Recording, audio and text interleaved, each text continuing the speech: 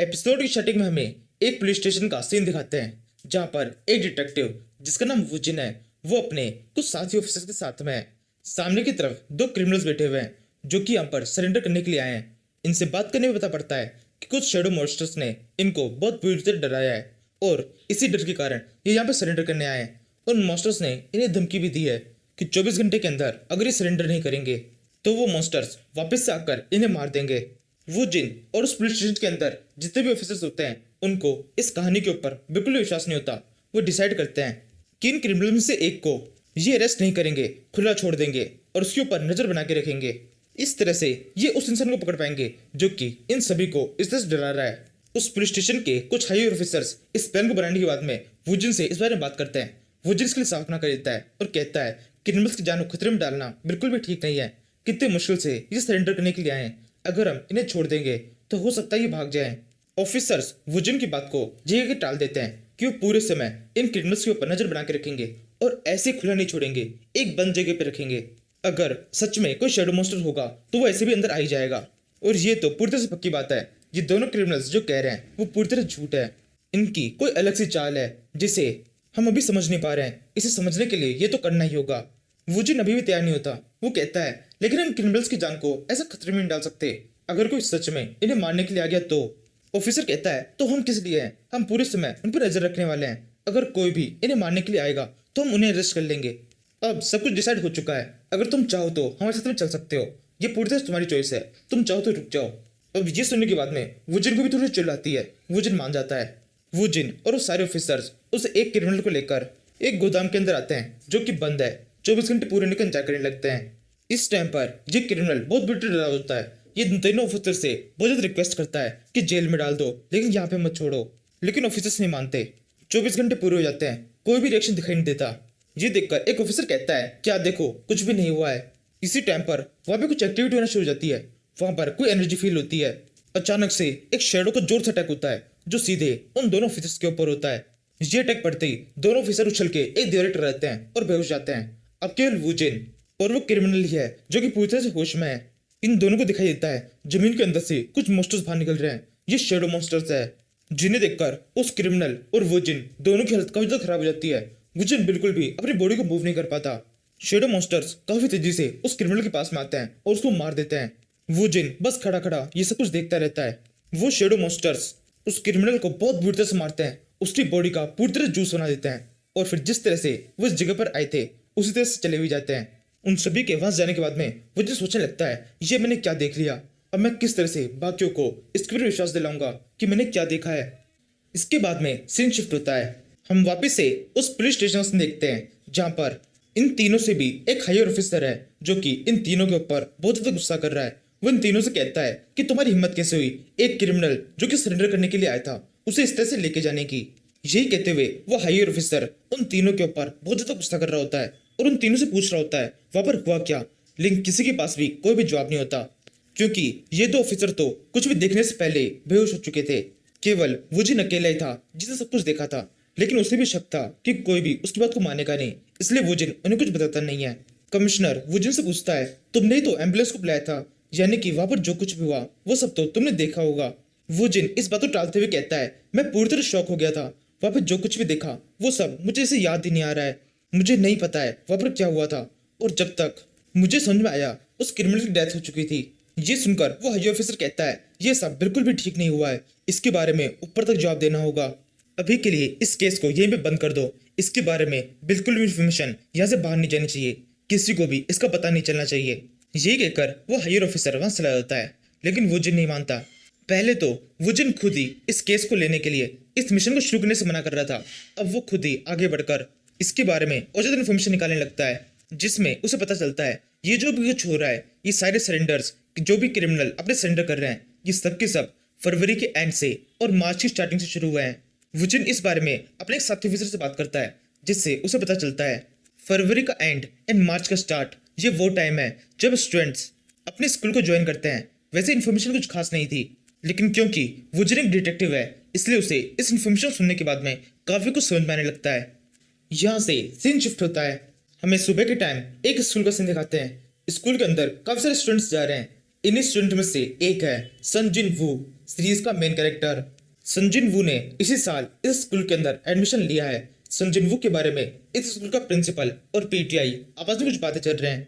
ये दोनों बात करते हुए डिसाइड कर रहे हैं कि किस किस को हिट लिस्ट के अंदर शामिल करना है। इस तरह से ये दोनों स्कूल के कुछ बदमाश बच्चों को अलग कर लेना चाहते हैं। इसी लिस्ट के अंदर संजिन वू का भी नाम है, क्योंकि संजिन वू 2 साल तक गायब था और अब 2 साल बाद में उसने वापस से अपने स्कूल को ज्वाइन किया है। स्कूल का प्रिंसिपल पीटीआई से इस लड़के संजिन वू से बात करने के लिए कहते हैं। पीटीआई फुल कॉन्फिडेंस में कहता है, आप बिल्कुल चिंता मत कीजिए, ये सभी लोग मुझे कोबरा ऐसे ही नहीं कहते। मैं एक बार इस लड़के से बात करूंगा और उसको सीधा कर दूंगा। यही कहते हुए वो पीटीआई, जिसका ओरिजिनल नेम मिस्टर पार्क है, ये उस ऑफिस से बाहर निकल जाता है। इसके बाद में हमें असेंबली का सीन दिखाते हैं, जहां पर संजिन वू भी खड़ा होता है। इसी टाइम पर पीटीआई पार्क इस जगह पहुंच जाता है। उसकी नजर सीधे संजिन वू की तरफ पड़ती है। वो संजिन वू की तरफ बढ़ने लगता है और सोचता है, आज इसका स्कूल के अंदर पहला दिन है, आज के दिन मैं इसे बुरी तरह से लपेट दूंगा। एक बार जब ये मुझसे डर जाएगा, तब उसके बाद में कोई भी हरकत करने से पहले 10 बार सोचेगा। ये कहते हुए वो पीटीआई संजिन वू के पास में आकर उसे कहता है, ए लड़के, तुम यहाँ देखो, तुम्हें पता नहीं है स्कूल यूनिफॉर्म में ग्लव्स अलाउड नहीं है, तुमने ग्लव्स पहन रखे हैं। ये सुनकर संजिन वू उस पीटीआई की तरफ देखता है और अब पीटीआई की हालत बहुत ज्यादा खराब हो जाती है। पीटीआई को संजिन वू के पीछे एक शेडो मोस्टर दिखाई देता है, जो कि किसी और को दिखाई नहीं दे रहा। उसे देखकर पीटीआई बहुत ज्यादा डर जाता है। वो बस किसी तरह से अपनी चीख को रोक देता है और पीछे की तरफ मुड़ जाता है और किसी दूसरे स्टूडेंट को भी चिल्लाने लगता है और सोचता है, ये अभी मैंने क्या देखा, क्या सच में वहां पर एक मॉन्स्टर था। यहाँ से सीन दोबारा शिफ्ट होता है। हम संजिन वू को उसकी क्लास के अंदर दिखते हैं। सभी स्टूडेंट्स आपस में बात कर रहे हैं। संजिन वू अपने अलग अपने टेबल पे बैठा हुआ है। तभी उसके पास में एक लड़का आता है जिसका नाम योन गिल है। इन दोनों के बीच में बात चल रही होती है। तभी वहां पर क्लास के कुछ बदमाश लड़के आ जाते हैं और संजिन वू को परेशान करने के लिए उसके ग्लव के बारे में बात करने लगते हैं और जबरदस्ती उसे ग्लव उतारने के लिए कहते हैं। संजिन वू उसके लिए मना करता है। संजिन वू के पास में जितने मॉन्स्टर होते हैं वो बहुत गुस्सा करने लगते हैं। संजिन वू अपने मॉन्स्टर को शांत करता है और जब वो स्टूडेंट्स ज्यादा जिद करते हैं, तब संजिन वू अपना ग्लव उतार देता है। संजिन वू के हाथ की हालत काफी ज्यादा खराब होती है। उसके हाथ के ऊपर काफी ज्यादा घाव लगे होते हैं, जो कि संजिन वू की फाइनल फाइट के अंदर हुए होते हैं। काफी सारे घाव थे जो कि कम हो गए, लेकिन हाथ के घाव वैसे की वैसे ही रह गए। हाथ के इन घावों को देखकर उन स्टूडेंट्स को भी काफी ज्यादा अजीब सा लगता है। वो संजिन वू से वापस से उसे ग्लव पहनने के लिए कहते हैं और ग्लव उतारने के लिए मान जाने के लिए संजिन वू के ऊपर गुस्सा करने लगते हैं और वहां से जाने लगते हैं। इसी टाइम पर संजिन वू की एक एंड शेडो मॉन्स्टर उन लड़कों के शेडो के अंदर घुस जाती है और उन्हें परेशान करने के लिए उनमें से एक को जमीन पर गिरा देती है, जिसके साथ ही सबके सब जमीन पर गिर जाते हैं। उस क्लास के आसपास में जो बाकी के स्टूडेंट्स होते हैं वो सबके सभी सब देख लेते हैं और उनके ऊपर जोर से हंसने लगते हैं। शेडो मॉन्स्टर वापस से संजिन वू के पास पहुंच जाता है। इसके बाद में अगले सीन में संजिन वू और योन गिल एक कॉरिडोर के अंदर घूमने लगते हैं। योन गिल संजिन वू को कोई क्लब ज्वाइन करने के लिए कहता है। संजिन वू ने पहले ही एक क्लब को ज्वाइन करने के बारे में सोच रखा होता है, जो कि है ट्रैक फील्ड क्लब। इसके बाद में संजिन वू इस क्लब की ज्वाइनिंग के लिए जाने लगता है। योन गिल भी संजिन वू के साथ होता है। ये दोनों क्लब कैप्टन टियांग वुंग से बात करने लगते हैं। टियांग वुंग कहता है, क्या तुम दोनों इस क्लब को ज्वाइन करना चाहते हो? संजिन वू कहता है, नहीं, मैं अकेला ज्वाइन करूंगा। इसी टाइम पर उस क्लब के बाकी मेंबर्स आ जाते हैं और संजिन वू से कहने लगते हैं, वैसे अभी के टाइम पर हमें किसी भी नए मेंबर की जरूरत नहीं है। तभी क्लब कैप्टन संजिन वू से पूछता है, क्या तुम एक एथलीट हो? संजिन वू कहता है, नहीं। कैप्टन कहता है, क्या तुम्हारे पास में ट्रैक फील्ड का, रनिंग का किसी भी तरह का एक्सपीरियंस है? संजिन वू इसके लिए पूरी तरह से मना कर देता है। ये सुनकर बाकी क्लब मेंबर्स संजिन वू के ऊपर बहुत ज्यादा गुस्सा करने लगते हैं। वो से कहने लगते हैं, तुम क्या सोच के यहाँ पर आ गए हो? तुम्हारे पास में ना तो एक्सपीरियंस है और ना ही तुम एक एथलीट हो, तुम्हें इस क्लब में ऐड नहीं किया जाएगा। इसी टाइम पर हमें पता पड़ता है संजिन वू के लिए इस क्लब को ऐड करना बहुत जरूरी है। वो ये सब एक लड़की के लिए कर रहा है, जो कि हाई रैंकिंग हंटर बनने से पहले एक ट्रैक फील्ड स्टार थी। इसी टाइम पर बाकी के मेंबर्स संजिन वू को वहां से भागने लगते हैं। तभी एक दूसरा मेंबर उसे रोकता है और फिर संजिन वू से कहने लगता है, जैसा कि अभी हमने कहा, हमारे क्लब के अंदर बिल्कुल भी जगह नहीं है, लेकिन फिर भी क्योंकि तुम यहाँ पर आए हो, इसलिए हम तुम्हें एक मौका देना चाहते हैं। तुम्हें इस क्लब के अंदर अपनी जगह खुद से बनानी होगी। उस लड़की की तरफ देख रहे हो, वो लड़का हमारे क्लब का सबसे स्लो रनर है। अगर तुम उसे रेस के अंदर हरा देते हो तो तुम इस क्लब के अंदर एंटर कर सकते हो, और वहीं अगर इस रेस के अंदर तुम हार जाते हो तो तुम्हें 1 महीने तक हमारे कपड़े धोने का काम करना होगा, और जिसके तुम्हें बिल्कुल भी पैसे नहीं मिलेंगे। संजिन वू बिना कुछ सोचे इसके लिए हाँ कह देता है। इसके बाद में हमें उस पीटीआई को दिखाते हैं, जिसकी हालत अब थोड़ी ठीक है। उस पीटीआई के पास में एक दूसरी टीचर उसकी हालत पूछने के लिए आती है। पीटीआई खड़ा होकर खिड़की से बाहर झांकने लगता है। उसे दिखाई देता है संजन वू एक रेस में भाग रहा है, जिसे देखकर उस पीटीआई को बिल्कुल भी अच्छा नहीं लगता। पीटीआई जल्दी से ट्रैक फील्ड क्लब के एक मेंबर को वहां बुलाता है और उसे पूछता है ये सब क्या हो रहा है। ये लड़का संजन वू तुम्हारे क्लब के स्टूडेंट के साथ में रेस क्यों कर रहा है। वो क्लब मेंबर बताता है ये लड़का ट्रैक फील्ड कैंप को ज्वाइन करना चाहता है। इस क्लब को ज्वाइन करने से पहले हमारे मेंबर्स ने इसका एक टेस्ट लेने का सोचा और इसके साथ में एक रेस रखी। रेस तो ये जीत चुका है, अब हम चेक कर रहे हैं इसके अंदर कितना स्टेमिना है। अब तक ये लड़का इस पूरे ग्राउंड के 20 से ज्यादा चक्कर लगा चुका है और अभी भी नहीं थका। ये सुनकर उस पीटीआई के मन में भी संजीवू को लेकर थोड़ी रेस्पेक्ट आने लगती है।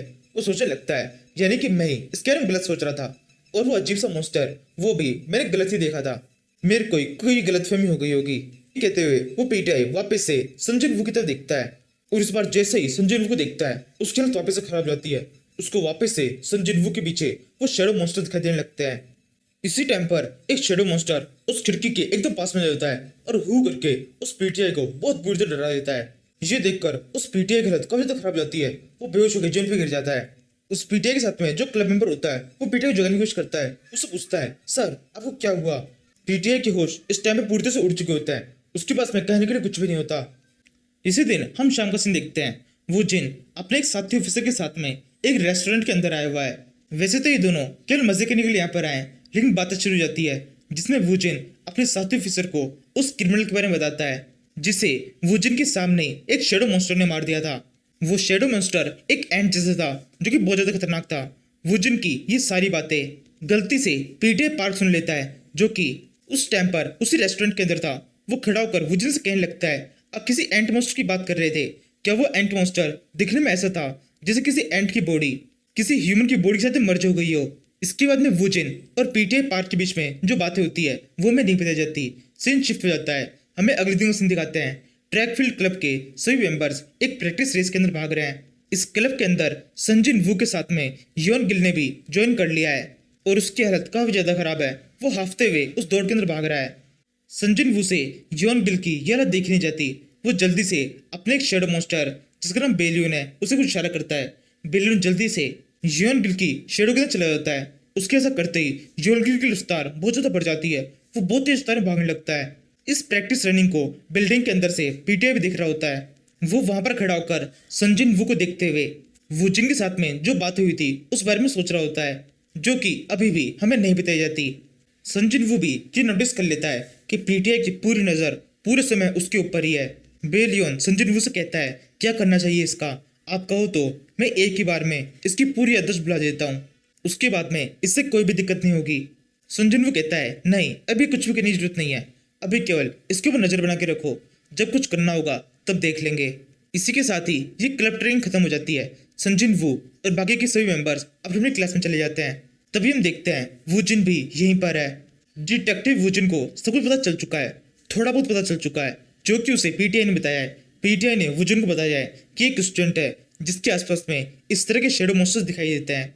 इसी बारे में पूरी इन्वेस्टिगेशन करने के लिए वूजिन संजिन वू के स्कूल आया है, लेकिन उसके सामने एक दिक्कत है।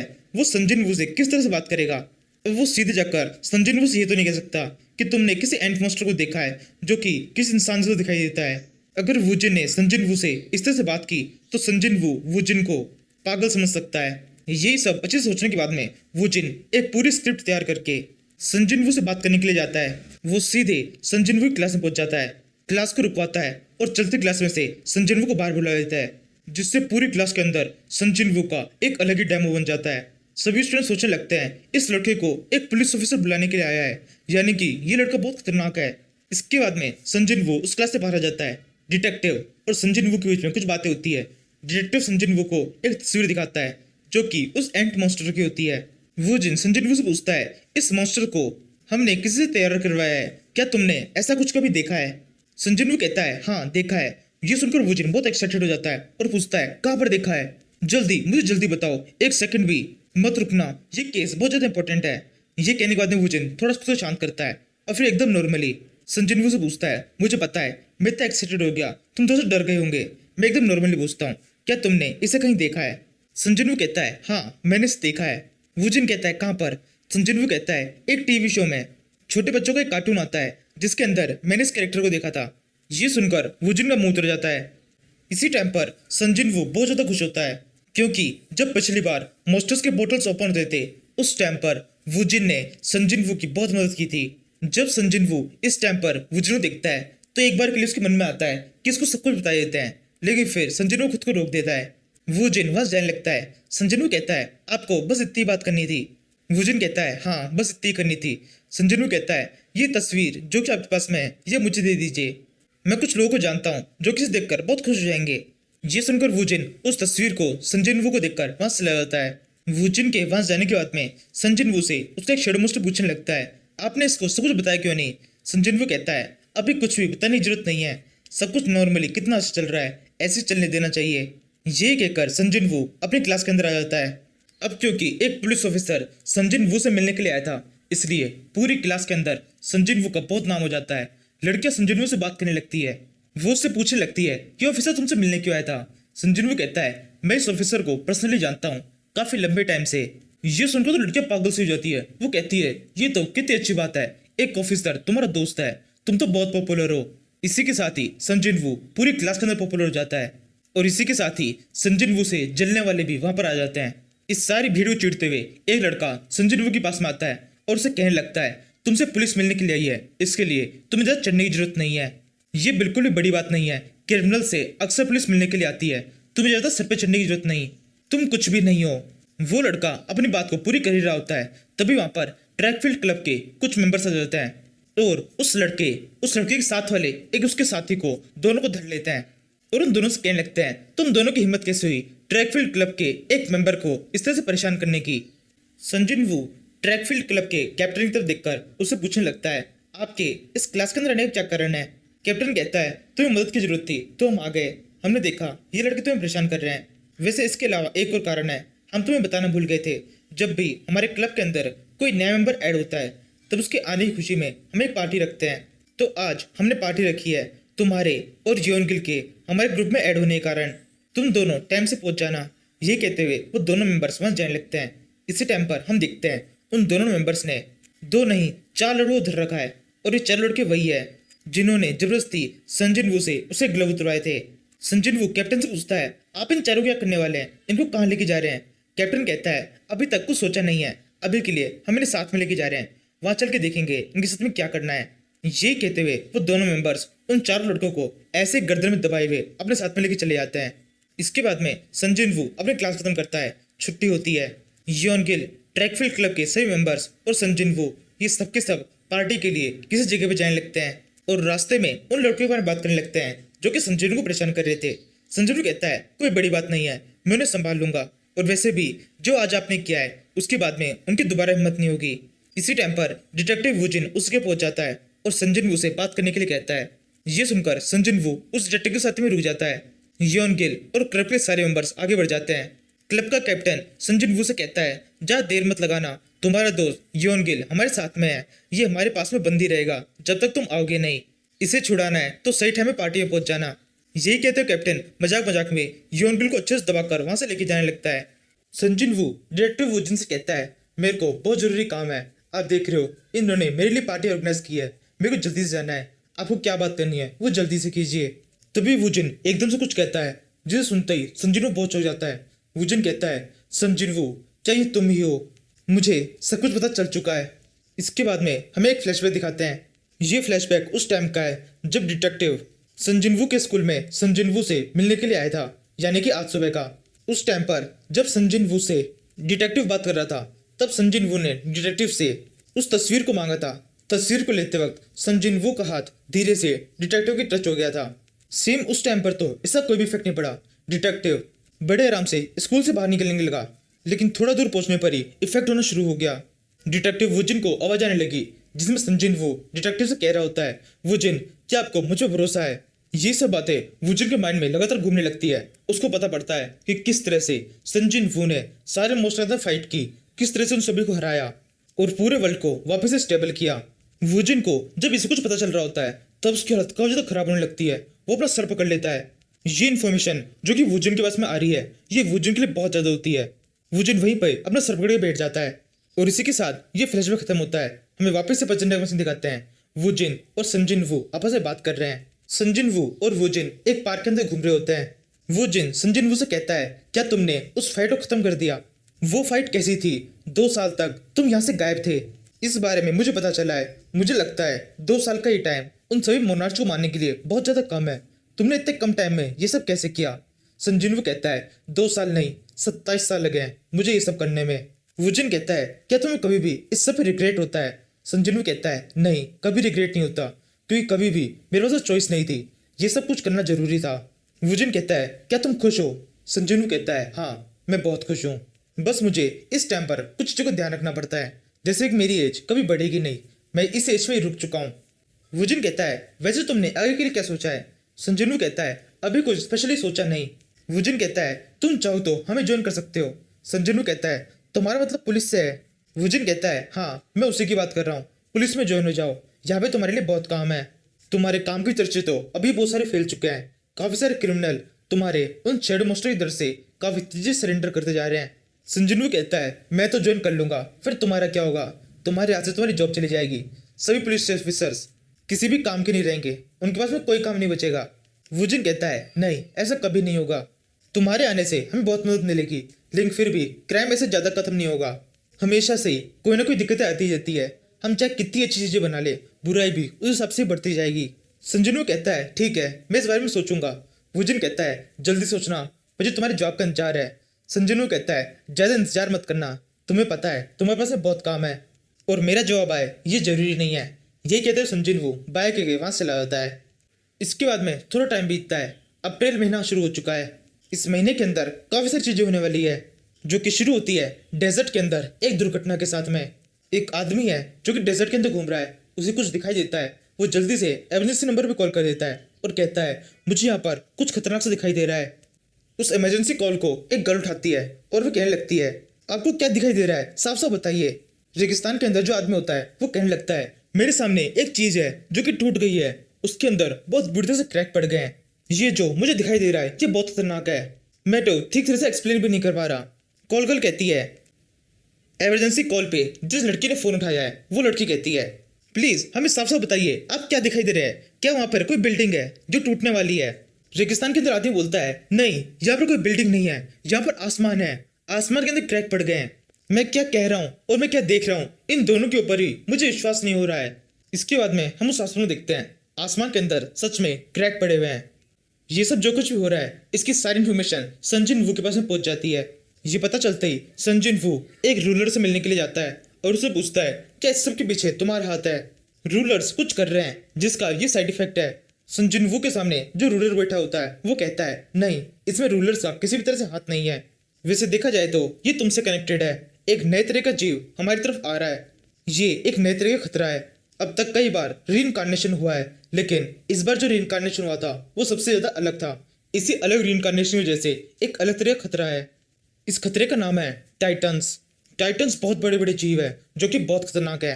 संजुनू कहता है, तुमसे सुनकर ऐसा लग रहा है ये बिल्कुल भी फ्रेंडली नहीं है। रूलर कहता है, तुम सही कह रहे हो, बिल्कुल भी नहीं है। अर्थ के ऊपर टाइटन्स का आना बिल्कुल ही अलग है। अब तक जितनी बार भी रीइंकार्नेशन हुआ है कभी भी टाइटन्स इस तरफ नहीं आए हैं। नॉर्मल केसेस में टाइटन्स हमारे वर्ल्ड के ऊपर अटैक करते थे, लेकिन इस बार मुबारक हो, टाइटन्स अर्थ के ऊपर अटैक करने वाले हैं और ये तुम्हारी वजह से हो रहा है। तुमने जो भी बदलाव किए हैं इसी वजह से टाइटन्स का टारगेट भी बदल गया है, अब उनका टारगेट अर्थ है। संजुनू कहता है, यानी ये सब कुछ मेरी वजह से हो रहा है। रूलर कहता है, हाँ। संजुनू कहता है, यानी कि इस सबसे मुझे ही निपटना होगा। रूलर कहता है, नहीं ऐसा नहीं है, तुम्हें अकेले नहीं निपटना होगा, हम अपनी आर्मी को तुम्हें मदद करने के लिए भेजेंगे, टाइटन्स का पूरी तरह सफाया हो जाएगा। संजुनू कहता है, नहीं ऐसा कुछ भी करने की जरूरत नहीं है, आप लोग बहुत स्लो हैं, मुझे याद है पिछली बार कितना टाइम लगा था, अब जो कुछ भी हो रहा है उसे मैं खुद ही संभाल लूंगा। इसके बाद में हम उस रेगिस्तान में देखते हैं, पूरी आर्मी को वहां पर तैनात किया गया है, पूरे एरिया को सील कर दिया गया है। साइंटिस्ट की एक टीम को बुलाया गया है जो कि पता लगाने की कोशिश कर रही है आसमान के अंदर ये क्रैक किस कारण से हैं। अभी के टाइम पर आर्मी को ऐसा लगता है इस क्रैक से होते हुए एलियंस अर्थ के ऊपर आने वाले हैं, इसीलिए आर्मी ने इस जगह पर अपने काफी सारे वेपन्स मंगाए हैं, जिन्हें देखकर जनरल बहुत खुश है। वो सोच रहा है कि अगर कोई भी इस क्रैक से होते हुए इस वर्ल्ड के अंदर आएगा तो इन वेपन्स की मदद से उन्हें बड़ी आसानी से मार दिया जाएगा। जनरल इतना सोचता ही है कि तभी वहां पर कुछ अजीब सा होने लगता है। वो सारे टैंक्स जितने वेपन्स आर्मी लेके आई होती है वो अपने आप ही हवा में उड़ने लगते हैं। जी देखकर सबके सब चौंक जाते हैं, किसी को समझ में नहीं आता रहा ये सब क्या हो रहा है और कौन कर रहा है। हम देखते हैं ये सब कुछ संजिनवू कर रहा है। संजिनवू ने दूर से इस आर्मी के ऊपर नजर बनाए रखी है। संजिनवू कहता है इस फाइट के अंदर इन टैंक्स का कुछ भी काम नहीं है, टेंटन्स के खिलाफ ये कुछ भी नहीं कर पाएंगे। ये फाइट पूरी तरह से मेरी है जिसे मुझे ही खत्म करनी होगी।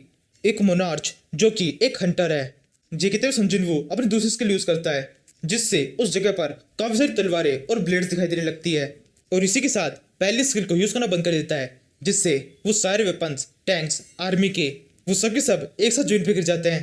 जनरल अभी भी बहुत ज्यादा चौंका होता है। वो आसमान की तरफ देखता है, आसमान के अंदर रिएक्शन काफी ज्यादा तेज हो गए हैं। आसमान में जिस जगह पर क्रैक्स दिखाई दे रहे थे अब उसी जगह पर एक बड़ा सा पोर्टल दिखाई दे रहा है जिस पोर्टल के अंदर से कुछ बड़े बड़े जीव, बड़े बड़े टाइटन्स अर्थ के ऊपर आ रहे हैं।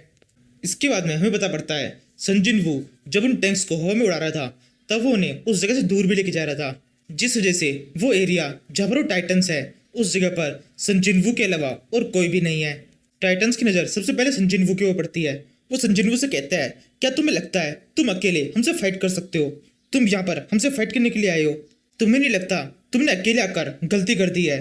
संजिनवू कहता है क्या तुम्हें लगता है मैं यहाँ पर अकेला हूँ? एक बार फिर से गिनो। यही कहने का संजिनवू उसके पास में जितने भी शेडो मॉन्स्टर्स होते हैं उन सभी को बाहर निकलने लगता है। पूरी पूरी शेडो आर्मी बाहर आ जाती है। इस आर्मी के अंदर बहुत सारे ताकतवर मॉन्स्टर्स होते हैं। संजिनवू कहता है अटैक। यहाँ से सीन शिफ्ट होता है, हमें प्रेसिडेंट मैंशन का सीन दिखाते हैं जहाँ पर प्रेसिडेंट के पास में इंफॉर्मेशन पहुंच चुकी है कि किस तरह से आसमान के अंदर क्रैक पड़ गए हैं और टाइटन्स का अटैक हो गया है। इसीलिए प्रेसिडेंट ने एक मीटिंग बुलाई है। इस मीटिंग के अंदर बड़ी सी स्क्रीन के ऊपर बहुत सारे टाइटन्स को और संजिनवू दिखाया जाता है। संजिनवू के साथ में बहुत सारे क्रिएचर्स होते हैं जो सारे सारे शेडो मॉन्स्टर्स हैं। उस मीटिंग हॉल के अंदर जो कोई बैठा है उनमें से एक को भी नहीं पता ये सब कुछ क्या है। वो सब कुछ उनके लिए बहुत ज्यादा नया होता है। वो जनरल से पूछने लगते हैं कि अचानक से ये टाइटन्स का अटैक कैसे हो रहा है, ये लड़का जो कि इन टाइटन से फाइट कर रहा है ये कौन है और उसके साथ में सारे क्रिएचर्स कैसे आए? हमारी अर्थ के ऊपर इतना सब कुछ चल रहा था और हमें पहले कभी पता क्यों नहीं चला? ये सब सुन के जनरल कहता है हम खुद भी ये सब कुछ जानने की कोशिश कर रहे हैं, हमारे पास में अभी कोई भी जवाब नहीं है।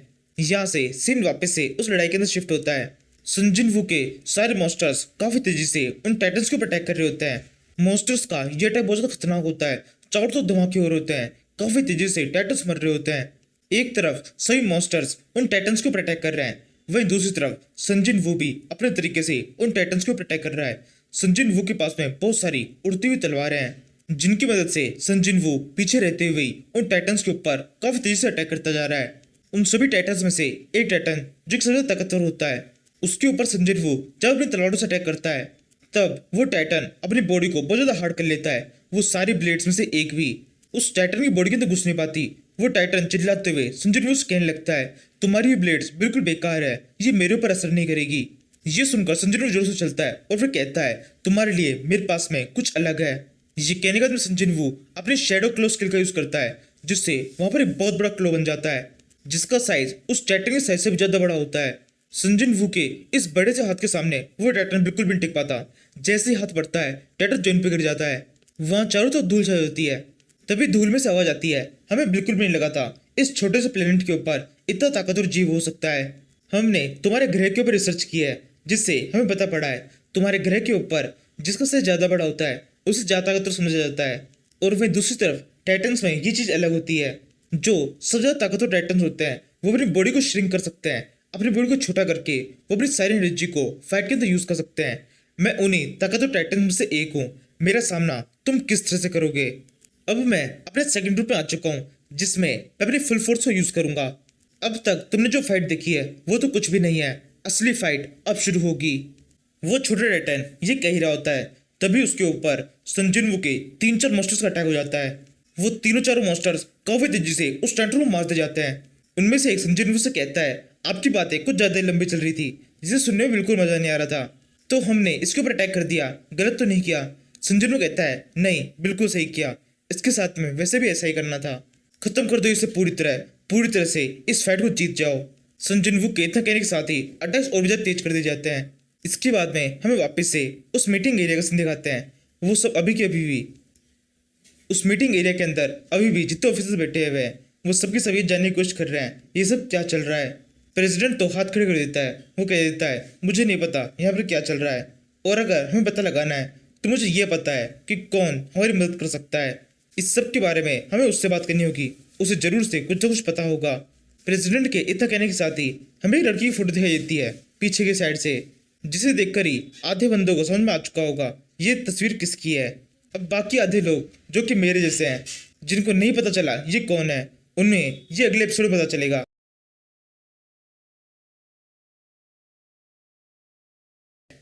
एपिसोड की स्टार्टिंग देखते हैं, सन जिन वू ने अपने सारे शेडो मोस्टर्स को बाहर निकाल लिया है, जिनकी फाइट टाइटन्स खत्म चल रही है। टाइटन्स को बहुत बुरी तरह से पीटा गया है। सन जिन वू की इस सेना ने टाइटन्स को पटक पटक के मारा है और बड़ी सनी से इस फाइट को जीत लिया है। अर्थ की मिलिट्री ने भी इन टाइटन्स से फाइट करने की कोशिश की थी, लेकिन सन जिन वू ने उसे मौका नहीं दिया और सभी को वहां से उड़ा के भगा दिया। जब ये फाइट खत्म होती है और मिलिट्री के पास में इस सब की इन्फॉर्मेशन पहुंचती है, तो डिसाइड करती है वो किसी लड़के से मिलने के लिए जाएंगे जिसके पास में ये जो कुछ भी हुआ है उसके बारे में थोड़ी बहुत इन्फॉर्मेशन हो सकती है और मिलिट्री को कुछ नया पता चल सकता है। अब ये लड़की कौन है ये हमें आगे के एपिसोड में पता चलेगा, या फिर जिसको पता चल चुका है वो कमेंट में बता सकता है। यहाँ से सीन शिफ्ट होता है, हमें थोड़े टाइम बाद सीन दिखाते हैं। सन जिन वू और सिख क्लब के सभी मेंबर्स नेशनल रेसिंग कंपटीशन के लिए आए हैं। यहाँ पहुंचने पर सन जिन वू की नजर सबसे पहले इस लड़के पर पड़ती है जिसका नाम है किम चुल, और सन जिन वू के लिए इसका नाम है आयरन। नाउ मैं आपको इस किम चुल की एक बैक स्टोरी बता देता हूँ। सीजन 1 के अंदर किम चुल एक ए रैंक का हंटर था। इसने सन जिन वू के एक दोस्त को किडनैप कर लिया था और उसे बहुत बुरी तरह पीटा था, जिससे गुस्सा होकर जिन वू ने इसे बहुत बुरी तरह पीटा और उसकी शेडो को अपना गुलाम बना लिया और नाम दिया आयरन। जिनवू का गुलाम बनने के बाद में कुछ टाइम तक ये जिनवू के सबसे ताकतवर जनरल में से एक था। नाउ अब वापस से प्रेजेंट टाइम पे आ जाते हैं। कंपटीशन की बातें शुरू हो जाती है। किम चुल जिस रेसिंग ग्रुप से बिलोंग करता है, उस ग्रुप का लीडर सन जिन वू के ग्रुप लीडर टीवोंग से कहने लगता है, टीवोंग तुम्हारी क्या हालत हो गई है, तुमने अपने ग्रुप के अंदर फर्स्ट ईयर के एक स्टूडेंट को ऐड किया है। इसे देखकर ही पता चलता है तुम्हारी टीम के अंदर मेंबर्स की कितनी कमी है कि तुम्हें फर्स्ट ईयर के मेंबर्स को ऐड करना पड़ रहा है और यहाँ तक इस कंपटीशन के अंदर लाना पड़ रहा है। टीवोंग भी इतराते हुए कहता है, तुम बस देखते जाओ, मेरा ये फर्स्ट ईयर का स्टूडेंट, फर्स्ट ईयर का मेंबर कितना कमाल करता है। यहाँ पे रेस शुरू होने पर इसकी स्पीड इतनी तेज होगी जिसे देखकर तुम्हें चक्कर आ जाएंगे। इसी तरह से इन दोनों लीडर्स के बीच में ये बहस चल रही होती है। इसी टाइम पर किम चुल लगातार सन जिन वू की तरफ देख रहा होता है और बहुत बुरी तरह डर रहा होता है। उसकी बॉडी कांप रही होती है। वो सोचता है ये सब क्या हो रहा है, मैं इतनी बुरी तरह डर क्यों रहा हूँ, इस लड़के में ऐसा क्या खास है। तभी एकदम से किम चुल जोर से चिल्लाता है, ये सब क्या हो रहा है। किम चुल के साथी उससे पूछने लगते हैं, क्या हुआ, तुम इससे चिल्ला क्यों रहे हो। किम चुल कहता है, नहीं नहीं कुछ नहीं। फिर किम चुल जिनवू के पास में आता है और उसे कहने लगता है, हे लड़के तेरी दिक्कत क्या है, तू इतनी देर से मुझे घूरे जा रहा है। अगर तेरे को मुझसे कोई प्रॉब्लम है तू चाहे तो हम इसे स्टेडियम के बाहर सॉल्व कर सकते हैं। किम चुल की इस धमकी को सुनकर जिनवू की टीम के जितने मेंबर्स होते हैं वो सब के सब उसके पीछे खड़े हो जाते हैं और जिनवू से कहने लगता है, नहीं नहीं अभी फाइट करने की जरूरत नहीं है, तुम इसे बहुत बुरी तरह पीट सकते हो। इस लड़के किम चुल की हालत तो बहुत बुरी तरह से खराब हो जाएगी, हो सकता है ये मर भी जाए। कंपटीशन से पहले इस तरह कुछ भी करना बिल्कुल भी ठीक नहीं होगा। कंपटीशन खत्म होने के बाद में इसको देख लेंगे। जिनवू उन सभी मेंबर से कहने लगता है, नहीं नहीं ऐसा कुछ नहीं है, हमारी फाइट नहीं हो रही। वो मेंबर्स कहते हैं, तो क्या फर्क पड़ता है, करवा देंगे। जिनवू के साथ में इतने सारे मेंबर्स देखकर किम चुल थोड़ा पीछे हट जाता है और फिर जब जिनवू को अकेला दिखता है तब उसे धर लेता है और उसे कहने लगता है, तुम क्या कर रहे हो, जिस स्टेडियम के अंदर मैं हूँ उसी स्टेडियम के अंदर तुम आ गए हो, इसका मतलब ये नहीं हम दोनों बराबर के हो जाएंगे। किम चुल तो ये सब कुछ लगातार जिनवू से कह रहा होता है और जिनवू के पास में जितने मॉन्स्टर्स होते हैं वो सब के सब किम चुल को देखकर बहुत खुश होने लगते हैं। इसी टाइम पर किम चुल की बॉडी के अंदर कुछ होने लगता है, उसे काफी तेजी से आंसू आने लगते हैं। जिनवू इस पर बिल्कुल भी रिएक्ट नहीं करता और किम चुल को उसी हालत में छोड़कर वहां जाने लगता है। किम चुल कहता है, रुको अभी जाओ मत, हमारी बात खत्म नहीं हुई है। तभी जिनवू किम चुल की तरफ देखता है और फिर अपनी चुटकी बजाकर उसके ऊपर एक हिप्नोसिस करने लगता है। किम चुल को हिप्नोटाइज करते हुए जिनवू कहने लगता है, मैं तुमसे फाइट करना नहीं चाहता हूँ, तुम यहाँ पर मुझसे फाइट करना चाहते हो। जब तुम मुझसे फाइट करने के लिए आए तुम्हें पता पड़ा मैं तुम्हारे फादर के फ्रेंड का बेटा हूँ, इसीलिए अब तुम मुझसे फाइट नहीं करोगे और मेरे साथ में बिल्कुल नॉर्मल बिहेव करोगे। यही कहने के बाद में जिनवू वहां से चला जाता है। कुछ ही सेकंड्स में किम चुल उस टंडे से बाहर निकलता है, उससे आसपास में कोई भी दिखाई नहीं देता। यहाँ से सीन शिफ्ट होता है, हमें एक घर का सीन दिखाते हैं जो कि घर है एक लड़की का जिसका नाम है नोर्मा सेलिनर। ये वही लड़की है जिसके बारे में मिलिट्री बात कर रही थी पिछले एपिसोड के एंड में। मिलिट्री का एक ऑफिसर जिसका नाम डेव है वो इससे मिलने के लिए आया है।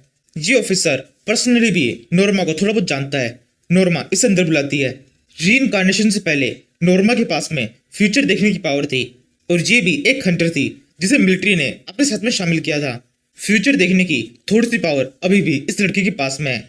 इसलिए जैसे ही डेव नोर्मा से मिलने के लिए आता है तब नोर्मा डेव से कहती है, तुम्हारे 2 सवाल है, पहले सवाल का आंसर है यस और दूसरे का नो। ये सुनकर डेव बहुत चौंक जाता है और कहने लगता है, आपको कैसे पता मैं आपसे क्या पूछने आया हूँ। नोर्मा कहती है, अगर मैं इस काबिल नहीं होती कि मुझे ये सब कुछ पता चल सके तब तो तुम मेरे पास में आते ही नहीं। डेव कहता है, तब तो आपको उस लड़के के बारे में सब कुछ पता होगा जिसने ये सब कुछ किया है। नोर्मा कहती है, उसने कुछ भी नहीं किया और जो भी किया है उससे हमारे लिए अच्छा ही होगा। वो लड़का बहुत ज्यादा ताकतवर है, उसको जो करना है वो करने दो। उसके कुछ भी करने से कभी भी हमारा कुछ भी बुरा नहीं होगा, केवल अच्छा ही होगा। डेव इसके लिए मैं करने लगता है और कहता है, नहीं ऐसा बिल्कुल भी नहीं है, हमने उस लड़के को देखा है, उस लड़के के पास में बहुत ज्यादा पावर है। नोर्मा कहती है, अच्छा ऐसी बात है, उस लड़के ने अपने पावर के साथ में क्या किया। ये सुनकर डेव थोड़ा मुंह उतर जाता है और उदास होते हुए कहता है, उस लड़के ने अपनी पावर को बिल्कुल सही तरह से यूज किया। कुछ अजीब से क्रीचर्स ने हम पर अटैक किया था, उस लड़के ने अपनी पावर को यूज करके उस अटैक को रोक दिया और सबको बचा लिया। नोर्मा कहती है, बस हो गया प्रूफ। इन्हीं सब बातों में नोर्मा डेव को बताती है कि उसके घर के अंदर अभी कोई और भी है। इसी टाइम पर वहां पे नोर्मा का बेटा आ जाता है, जिसे देखकर डेव सोचने लगता है शायद यही है वो जिसके बारे में नोर्मा कह रही थी। डेव उस बच्चे से हेलो कहकर वहां चला जाता है। उसके जाने के बाद में हमें पता पड़ता है नोर्मा किसी और इंसान की बात कर रही थी जो कि ये है। इसका नाम हमें अभी नहीं बताया जाता है, तो जब इसका नाम बताया जाएगा तभी इसकी रीइंकार्नेशन से रिलेटेड हिस्ट्री बताऊंगा। अभी इन दोनों के बीच में संजय वू से रिलेटेड बातें होने लगती है, जिसमें लड़का नोर्मा से कहता है, क्या तुम पूरी तरह श्योर हो वो लड़का बिल्कुल सही है। नोर्मा कहती है, हाँ पूरी तरह श्योर हूँ, इसकी तो मैं गारंटी ले सकती हूँ। वो लड़का कहता है, तुम्हें क्या लगता है वो लड़का अभी क्या कर रहा होगा। नोर्मा कहती है, अभी वो लड़का एक यंगस्टर है, वो एक नॉर्मल इंसान की तरह अपनी लाइफ को एंजॉय कर रहा है। इसके बाद में हम संजय वू को देखते हैं जो कि सच में बहुत ज्यादा खुश है। उसके सामने एक लड़की है जिससे मिलने के लिए संजय वू ने ट्रैक फील्ड क्लब को ज्वाइन किया था। इस लड़की का नाम है चाउ हे इन, हम इसको केवल हेन बोलेंगे। अब हेन वो लड़की है जो कि संजय वू की गर्लफ्रेंड थी। रीइंकार्नेशन पहले संजय वू ने इस लड़के से वादा किया था कि वो वापस से इस लड़की को ढूंढेगा और उसे सब कुछ बताएगा। अब यहाँ से हमें आधे घंटे पहले का सीन दिखाते हैं। जिनवू ने अभी अभी चुन के ऊपर वो हिप्नोटाइज वाला मैजिक किया है। इसके तुरंत बाद कॉम्पिटिशन शुरू होता है। फर्स्ट रेस के अंदर लड़कियां भागती है। इसी रेस के अंदर एक स्पेशल लड़की है जिसका नाम हेन है, जो कि बहुत तेज भागकर इस रेस को जीत लेती है। लेकिन रेस खत्म होने से ठीक पहले उसके पाँव के ऊपर एक इंजरी हो जाती है। इसीलिए रेस खत्म होने के बाद में हेन एक जगह पर उदास बैठी हुई है क्योंकि कंपटीशन अभी भी बाकी है। अभी भी आगे कुछ रेसेस होने वाली है जिन्हें इस इंजर्ड प्लेयर के साथ जीतना बहुत ज्यादा मुश्किल है। इसी टाइम पर जिनवू इस जगह पहुंचता है और इन दोनों की मुलाकात होती है। जिनवू इस लड़की के पास में आता है और उसे कहने लगता है, तुम्हारे पैर के ऊपर तो काफी घाव हो गया है। ये कहते हुए जिनवू अपने हाथ को उस लड़की के पाँव की तरफ बढ़ाता है। लड़की बिल्कुल भी जिनवू को रोकती नहीं है। तभी एकदम से कुछ होता है। जिनवू कोई अपनी स्किल यूज करता है जिससे हेन का वो पाँव पूरी तरह से हील हो जाता है। इस टाइम पर हेन बहुत ज्यादा चौंक जाती है। उसे भी जिनवू को देखकर थोड़ा सा अट्रैक्शन फील होने लगता है। वो जिनवू से सब कुछ पूछने लगती है कि वो जिनवू को पहले से जानती है या फिर वो पहले कब मिले थे। जिनवू इसका कुछ जवाब नहीं देता। उस लड़की से कहता है, तुम्हारी रेस का टाइम हो गया है, अगर तुम्हें मुझसे कुछ भी जानना है तो तुम्हें मुझे रेस में हराना होगा। यही कहकर जिनवू वहां से चला जाता है। अब इस मुलाकात के बाद में इस कंपटीशन का और इस कंपटीशन रिजल्ट का कोई भी मतलब नहीं रह जाता, क्योंकि जिनवू और हेन की आपस में कोई भी रेस नहीं होती। कंपटीशन खत्म हो जाता है, दोनों अपने अपने अलग चल जाते हैं। जिनवू अपना पूरा ध्यान अपने एग्जाम पे देने लगता है और एग्जाम खत्म होने के बाद में एक डेट आती है 24 दिसंबर और अगले दिन है 25 दिसंबर यानी कि क्रिसमस। 24 दिसंबर की रात को जिनवू अपने घर से बाहर निकलता है। बाहर की तरफ काफी चहल पहल होती है। जिनवू को पता है आगे क्या होने वाला है। वो एक कपड़ों की दुकान से पास से गुजरता है जहाँ पे उसे कुछ कपड़े दिखाई देते हैं। जिनवू अपने जादू को यूज करके कपड़े बदल लेता है। तभी वो उल्टी गिनती करना शुरू करता है 3, 2, 1। ये कहते हुए पीछे की तरफ मुड़ता है। पीछे हेन खड़ी होती है। इसके बाद में जिनवू और हेन इन दोनों के बीच में कुछ बातें चलने लगती है। इन्हीं बातों में हेन जिनवू से कहती है, तुम्हें याद है तुमने मुझे एक बार एक वादा किया था, अगर मैं तुम्हें रेस में हरा दूंगी तो तुम मुझे सब कुछ बताओगे। जिनवू कहता है, हाँ मुझे याद है। हेन कहती है, तो फिर ठीक है, उस पेड़ तक रेस लगाते हैं, अगर मैं पहले पहुंची तो तुम्हें अपना वादा पूरा करना होगा। यही कहते हुए हेन आगे बढ़ने लगती है। तभी जिनवू उसे रोकता है और उसे कहता है, मुझे सीधे से बताओ तुम क्या जानना चाहती हो। हेन कहती है, सब कुछ, तुम्हारे बारे में सब कुछ, और तुम फ्यूचर में क्या करना चाहते हो उसके बारे में भी। जिन्वू कहता है इसके अलावा और क्या। हेन कहती है और मैं ये भी जानना चाहती हूँ क्या तुम मुझे पहले से जानते हो, उस कॉम्पिटिशन के शुरू होने से पहले से। जिन्वू कहता है ठीक है। तभी हेन अपना स्कार्फ उतारती है और उसे जिन्वू को पहना देती है और उसे कहने लगती है जिन्वू अगर तुम मुझे पसंद करते हो तो तुम बिल्कुल भी अपनी जगह से मूव नहीं करोगे। ये सुनकर जिन्वू अपनी जगह खड़ा हो जाता है और हेन अकेले उस रेस में भागकर अकेले ही जीत जाती है। इसी टाइम पर सन जिन्वू हेन के बारे में कुछ सोचने लगता है कि हेन की पिछली बार किस तरीके से सन जिन्वू से मुलाकात हुई थी, सन जिन्वू ने किस तरह से उसे वादा किया था। इतनी देर में वो रेस खत्म हो जाती है। हेन चिल्ला के जिन्वू से कहती है रेस खत्म हो चुकी है, अब तुम आ जाओ। जिन्वू आगे बढ़ते हुए अपने सारे शेडो मोस्टर से कहता है शेडो आर्मी अपनी आंखें बंद कर लो। इसके बाद में सन जिन्वू हेन की तरफ बढ़ता है और सीधे जाकर उसे किस कर देता है। और इसी टाइम पर 12 बज जाते हैं। सब जोर से चिल्लाते हैं मैरी क्रिसमस।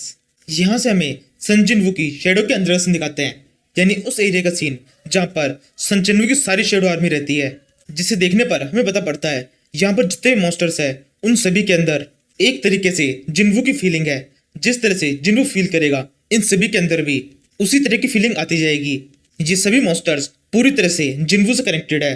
धीरे धीरे इन सभी का कैरेक्टर, इन सभी की इंटेलिजेंस जिन्वू की जैसी होती जा रही है। इस शेडो वर्ल्ड के अंदर ये सारे मॉन्स्टर्स आपस में क्रिसमस एंजॉय कर रहे हैं, एक दूसरे को गिफ्ट दे रहे हैं। ये जो शेडो वर्ल्ड है ये बहुत ज्यादा बड़ा है। यहाँ पर इन्होंने इसे कई सारे पार्ट्स में डिवाइड किया है। एक एरिया है जिसमें सारे जनरल रहते हैं, दूसरा एरिया है जिसमें सोल्जर्स रहते हैं, एक तीसरे एरिया को ट्रेनिंग के लिए डिफाइन किया है। इसी तरह से अलग अलग काम के लिए अलग अलग एरिया है। इसी टाइम पर इस वर्ल्ड के अंदर हम काफी सारे टाइटन्स को भी देखते हैं, जिन सभी को जिन्वू ने अपना गुलाम बना दिया है और वो सब भी इस वर्ल्ड के अंदर पहुंच चुके हैं। बेलियन इनके सामने खड़ा हुआ है और उनसे कहता है तुम्हारे पास में बॉडी बहुत बड़ी है, तुम्हें इस बॉडी को ठीक तरह से यूज करना चाहिए, जाके एक बार टस्क से मिलो। वो सारे टाइटन्स बिल्कुल वैसे करते हैं, वो सब के सब टस्क से मिलने चले जाते हैं। टस्क उन्हें देखकर कहता है मैं तुम सभी को सिखाऊंगा कि किस तरह से तुम अपनी बॉडी को फाइट के अंदर यूज कर सकते हो और खुद को ताकतवर बना सकते हो। इसी टाइम पर हम नोटिस करते हैं टस्क ने काफी हद तक जिन्वू के जैसे कपड़े पहने हुए हैं। इसी टाइम पर वहां पर एक और मॉन्स्टर आता है जिसका नाम है मर्शल। मर्शल यहाँ पर आगे कहने लगता है ह्यूमंस के हिसाब से ये पार्टी करने का टाइम है, सभी जनरल्स जो भी यहाँ पर है चलो मिलकर पार्टी करते हैं। ये सुनकर टस्क बहुत खुश जाता है, वो खिड़की से बाहर की तरफ झांकने लगता है। ये एक स्पेशल खिड़की है जिससे टस्क को और वहां पे जितने मॉन्स्टर्स होते हैं उन सभी को दिखाई देता है। सन जिन्वू और इस लड़की हेन की मुलाकात हो चुकी है, जिसे देखकर सबके सब मॉन्स्टर्स बहुत खुश हो जाते हैं। वैसे मैं बता दूं इस मॉन्स्टर का नाम आइग्रिस है। मर्शल इसका लेवल है। इन शेडो मॉन्स्टर्स के भी अलग अलग लेवल है। नाइट, उसके ऊपर एलाइट नाइट, फिर जनरल, फिर मार्शल और फिर उसके ऊपर आता है ग्रैंड मार्शल। ये आइग्रिस अभी मार्शल लेवल पर है। ये भी बाहर की तरफ देख रहा होता है और सोचने लगता है उस मुलाकात के बारे में जो कि इसकी पहली बार हुई थी सन जिन्वू के साथ में।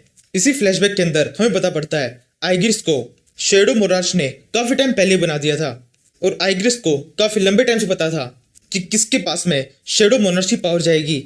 वैसे तो आइग्रिस को यह बिल्कुल पसंद नहीं आया था क्योंकि उसे लगता था कि सन जिन्वू इस पावर के लायक नहीं है, लेकिन क्योंकि आइग्रिस को यह बात पता थी कि ये शेडो मोनार्च का आखिरी ऑर्डर है, इसलिए आइग्रिस ने ये बात मान ली और फिर उस किले के अंदर सन जिन्वू के आने का इंतजार करने लगा।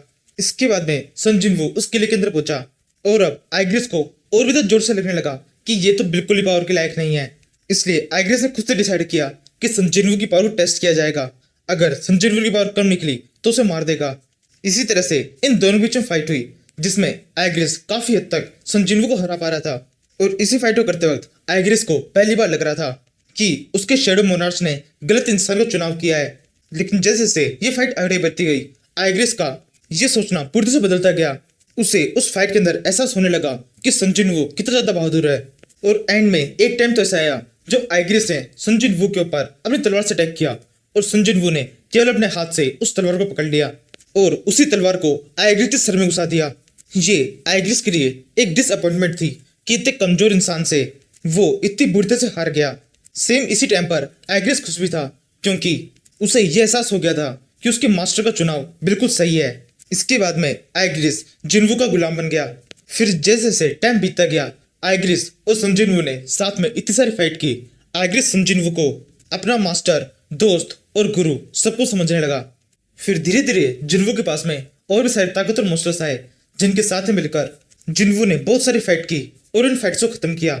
इन फाइट्स के खत्म होने के बाद भी आइग्रिस सन जिन वू के बहुत काम आता था, क्योंकि आइग्रिस कुछ इकलौते मोस्टर्स में से एक था जिसने अपना ग्रेजुएशन कंप्लीट किया था। इसके बाद में हमें सन जिन वू के डैड सन हवान के बारे में बताया जाता है, जो कि एक हंटर थे। एक बार एक पोर्टल ओपन हुआ, जिस पोर्टल के अंदर वो चले गए। उनके अंदर जाने के बाद में पोर्टल बंद हो गया और वो अंदर ही ट्रैप हो गए। इसके बाद में हवान की मुलाकात रूलर के साथ में हुई। रूलर्स ने हवान को काम दिया शेडो मोनार्च को प्रोटेक्ट करने का, और साथ में उन्हें कुछ पावर्स भी दी। इसके बाद में सीन शिफ्ट होता है उस टाइम पर जब संग हवान का आखिरी टाइम है। संग हवान के सामने उनका बेटा संग जिन वू खड़ा है, और अभी 30 सेकंड के अंदर हमने जो कुछ भी देखा वो सब कुछ संग हवान अपने बेटे को सुना रहा है। ये पूरी कहानी सुनने के बाद में हवान रोने लग जाता है और अपने बेटे से माफी मांगने लगता है। जिनवू कहता है, क्या आपने मुझे याद किया? ये सुनते ही हवान जल्दी से उठता है और फिर जिनवू के कसे गले लग जाता है और उसे कहने लगता है, ऐसा एक भी सेकंड नहीं था जब मैंने तुम्हारे बारे में नहीं सोचा। मैं देख सकता हूँ तुम काफी बड़े हो चुके हो। मैं तुमसे काफी सारी बातें करना चाहता हूँ, तुम्हारे साथ में बहुत सारा टाइम स्पेंड करना चाहता हूँ, लेकिन ऐसा नहीं हो सकता है। काश ऐसा हो सकता। मुझे माफ कर दो, मैं तुम्हारे लिए सबसे अच्छा डैड नहीं बन पाया। इसी के साथ ही जिनवू के डैड की डेथ हो जाती है, और इसके बाद में टाइम में आगे जाने के बजाय टाइम में पीछे जाता है, यानी रीइंकार्नेशन हो जाता है। जिनवू वापस से छोटा हो चुका है, उसके डैड वापस जिंदा हो गए हैं। जिनवू अपने फादर को देख कहता है, फादर। हवन कहता है, तुम मुझे फादर कब से कहने लगे? मैं तो तुम्हारा डैड हूँ।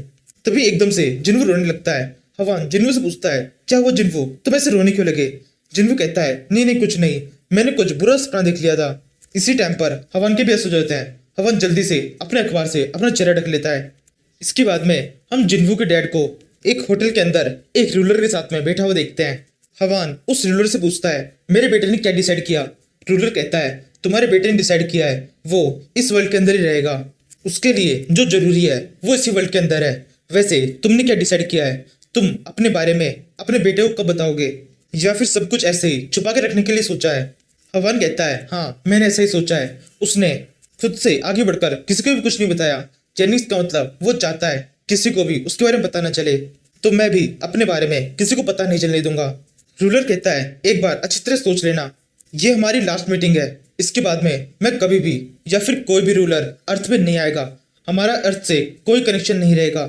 हम यहाँ से जा रहे हैं। हमारे जाने से पहले अगर तुम्हें मुझसे कुछ भी काम हो तो तुम मुझे बता सकते हो। हवान कहता है, हाँ तुम मेरे लिए एक काम कर सकते हो, मेरी याददाश्त को भुला दो। रूलर कहता है, लेकिन ऐसा क्यों? हवान कहता है, क्योंकि मैं जिनवू का एकदम नॉर्मल डैड बनना चाहता हूँ। अगर मुझे पता रहेगा कि वो शेडो मोनार्च है तो कभी भी मैं उसके साथ में बिल्कुल भी नॉर्मल बिहेव नहीं कर पाऊंगा। उसके साथ में नॉर्मल रहने का जो नाटक मैं कर रहा हूँ वो मैं और आगे नहीं कर सकता। मैं एक शेडो मोनार्च का नहीं सन जिन वू का डैड बनना चाहता हूँ। रूलर कहता है, ठीक है जैसे तुम चाहो। ये कहते रूलर अपने को एक्सक्यूज करता है और फिर हवान से कहता है, जैसे ही तुम इस कैफे से बाहर निकलोगे तुम सब कुछ भूल जाओगे।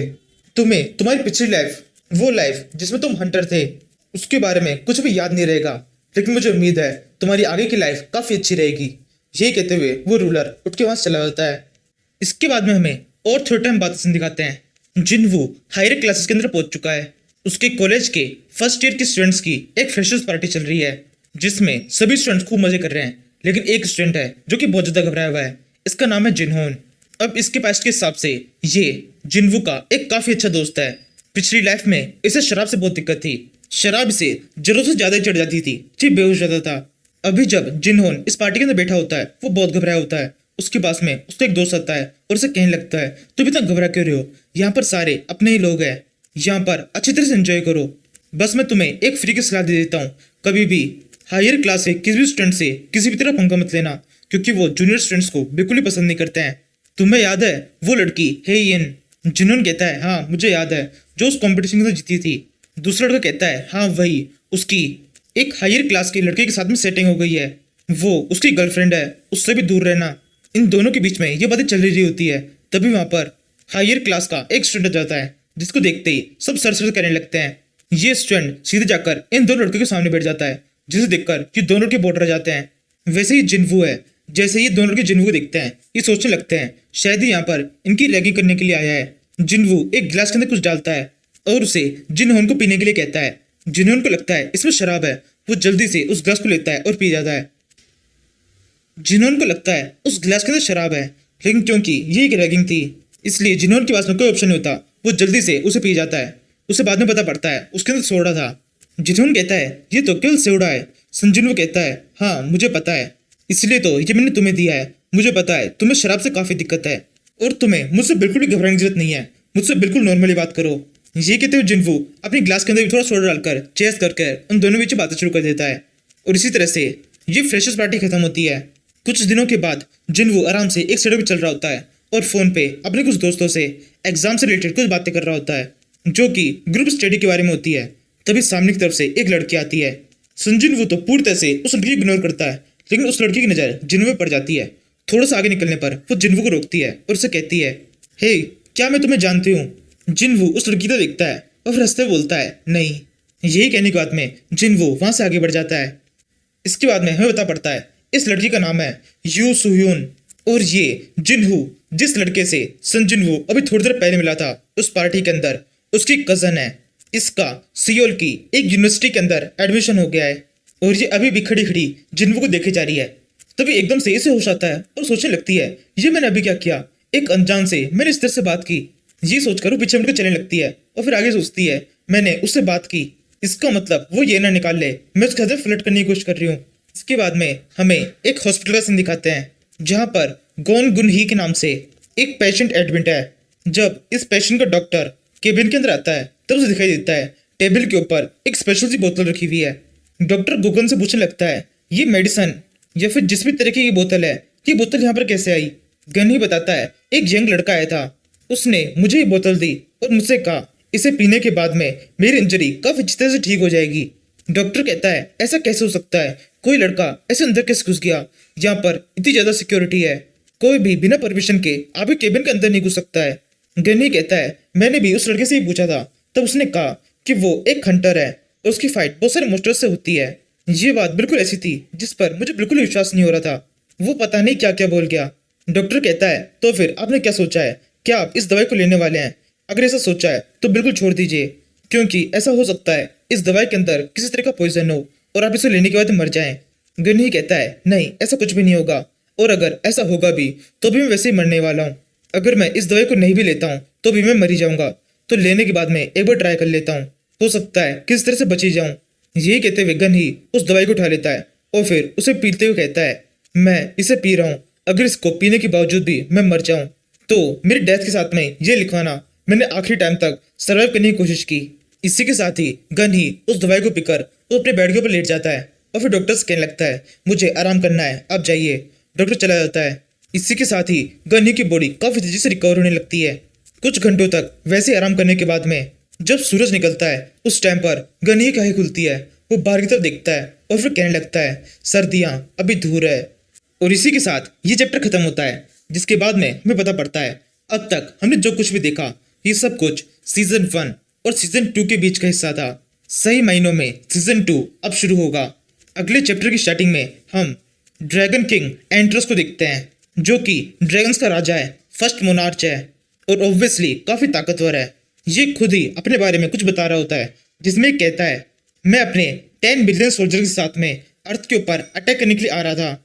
उसी टाइम पर मैं एक रिफ्ट के अंदर से गुजरा। रिफ्ट के अंदर से बाहर निकलने पर जब मैंने अपनी आंखें खोली तब मैंने देखा मैं एक ह्यूमन की बॉडी के अंदर हूँ, जिस ह्यूमन का नाम संजिन वू है और ये एक कमजोर सा ई रैंक का हंटर है। और इस टाइम पर मैं कोरिया के अंदर हूँ। जिस बॉडी के अंदर मैं हूँ ये बॉडी जल्दी खत्म होने वाली है। ये इंसान एक हंटर है जिसने बहुत सारी फाइट्स की है और उन सभी में बहुत बुरी तरह हारा है। ये फाइट इसे करनी पड़ रही है क्योंकि इसकी मॉम की तबीयत बहुत ज्यादा खराब है। वैसे ये चोटें जो कि इस लड़के के ऊपर है इन्हें तो मैं बड़ी सेंस से ठीक कर सकता हूँ। एंटलस ये सब कुछ सोच रहा होता है। इसी टाइम पर जिन्वू का फोन बजने लगता है। वो उस फोन को उठाता है, जिससे हमें पता पड़ता है ये वो टाइम चल रहा है जब सोलो लेवलिंग सीरीज के सीजन 1 की स्टार्टिंग हुई थी। जिन्वू को फोन करके एक लड़की बुला रही है। वो फोन पे जिन्वू से कहती है तुम लेट हो, हम यहाँ पर तुम्हारा इंतजार कर रहे हैं। जिन्वू बहुत ही भारी आवाज में बोलता है तुम कहाँ पर हो?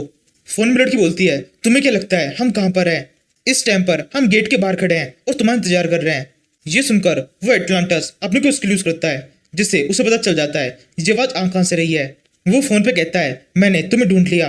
वो लड़की कहती है क्या मतलब है ढूंढ लिया? तभी एकदम से संजिन वू उस लड़की के पीछे आ जाता है और उसे कहता है देखो मैं आ गया, बताओ क्या मैं लेट हूँ? जिन्वू के इस तरह से अचानक से आ जाने से वो लड़की बहुत ज्यादा डर जाती है। जिनवू उसे कंधे पर हाथ रखता है और उसे कहता है, पहले मुझे जवाब दो, क्या मैं लेट हूँ? वो लड़की बोलती है, नहीं नहीं, बिल्कुल सही टाइम पे आए हो। इसी टाइम पर उस जगह पर कुछ और हंटर्स भी होते हैं। उनकी नजर जिन्वू पे पड़ती है। वो जिन्वू को अपने पास में बुलाने लगते हैं। जिन्वू सोचता है, ये इंसान कौन है और ये मुझे इस तरह से अपने पास में क्यों बुला रहे हैं। इसके बाद में जिन्वू की नजर एक कॉफी ट्रेलर की ओर पड़ती है। वो उस तरफ देखता है और उससे कॉफी मांगने लगता है। ट्रेलर के अंदर जो आदमी होता है वो जिन्वू से कहता है, जिन्वू कॉफी तो खत्म हो गई, ये आखिरी कप है जो मेरे हाथ में है और ये बिक गया है। जिन्वू बहुत ही गुस्से में कहता है, मुझे फर्क नहीं पड़ता, मुझे तो चाहिए। ये कहते हुए जिन्वू अपना हाथ बढ़ाकर उस कॉफी कप को उसके हाथ में से छीन लेता है।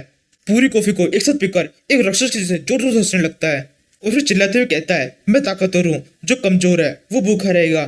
ताकतवर के लिए सब कुछ, कमजोर के लिए कुछ भी नहीं। जिन्वू को इस तरह से जोर जोर से हंसते देख वहां पे जो बाकी के हंटर्स होते हैं उनको बहुत अजीब सा लगता है।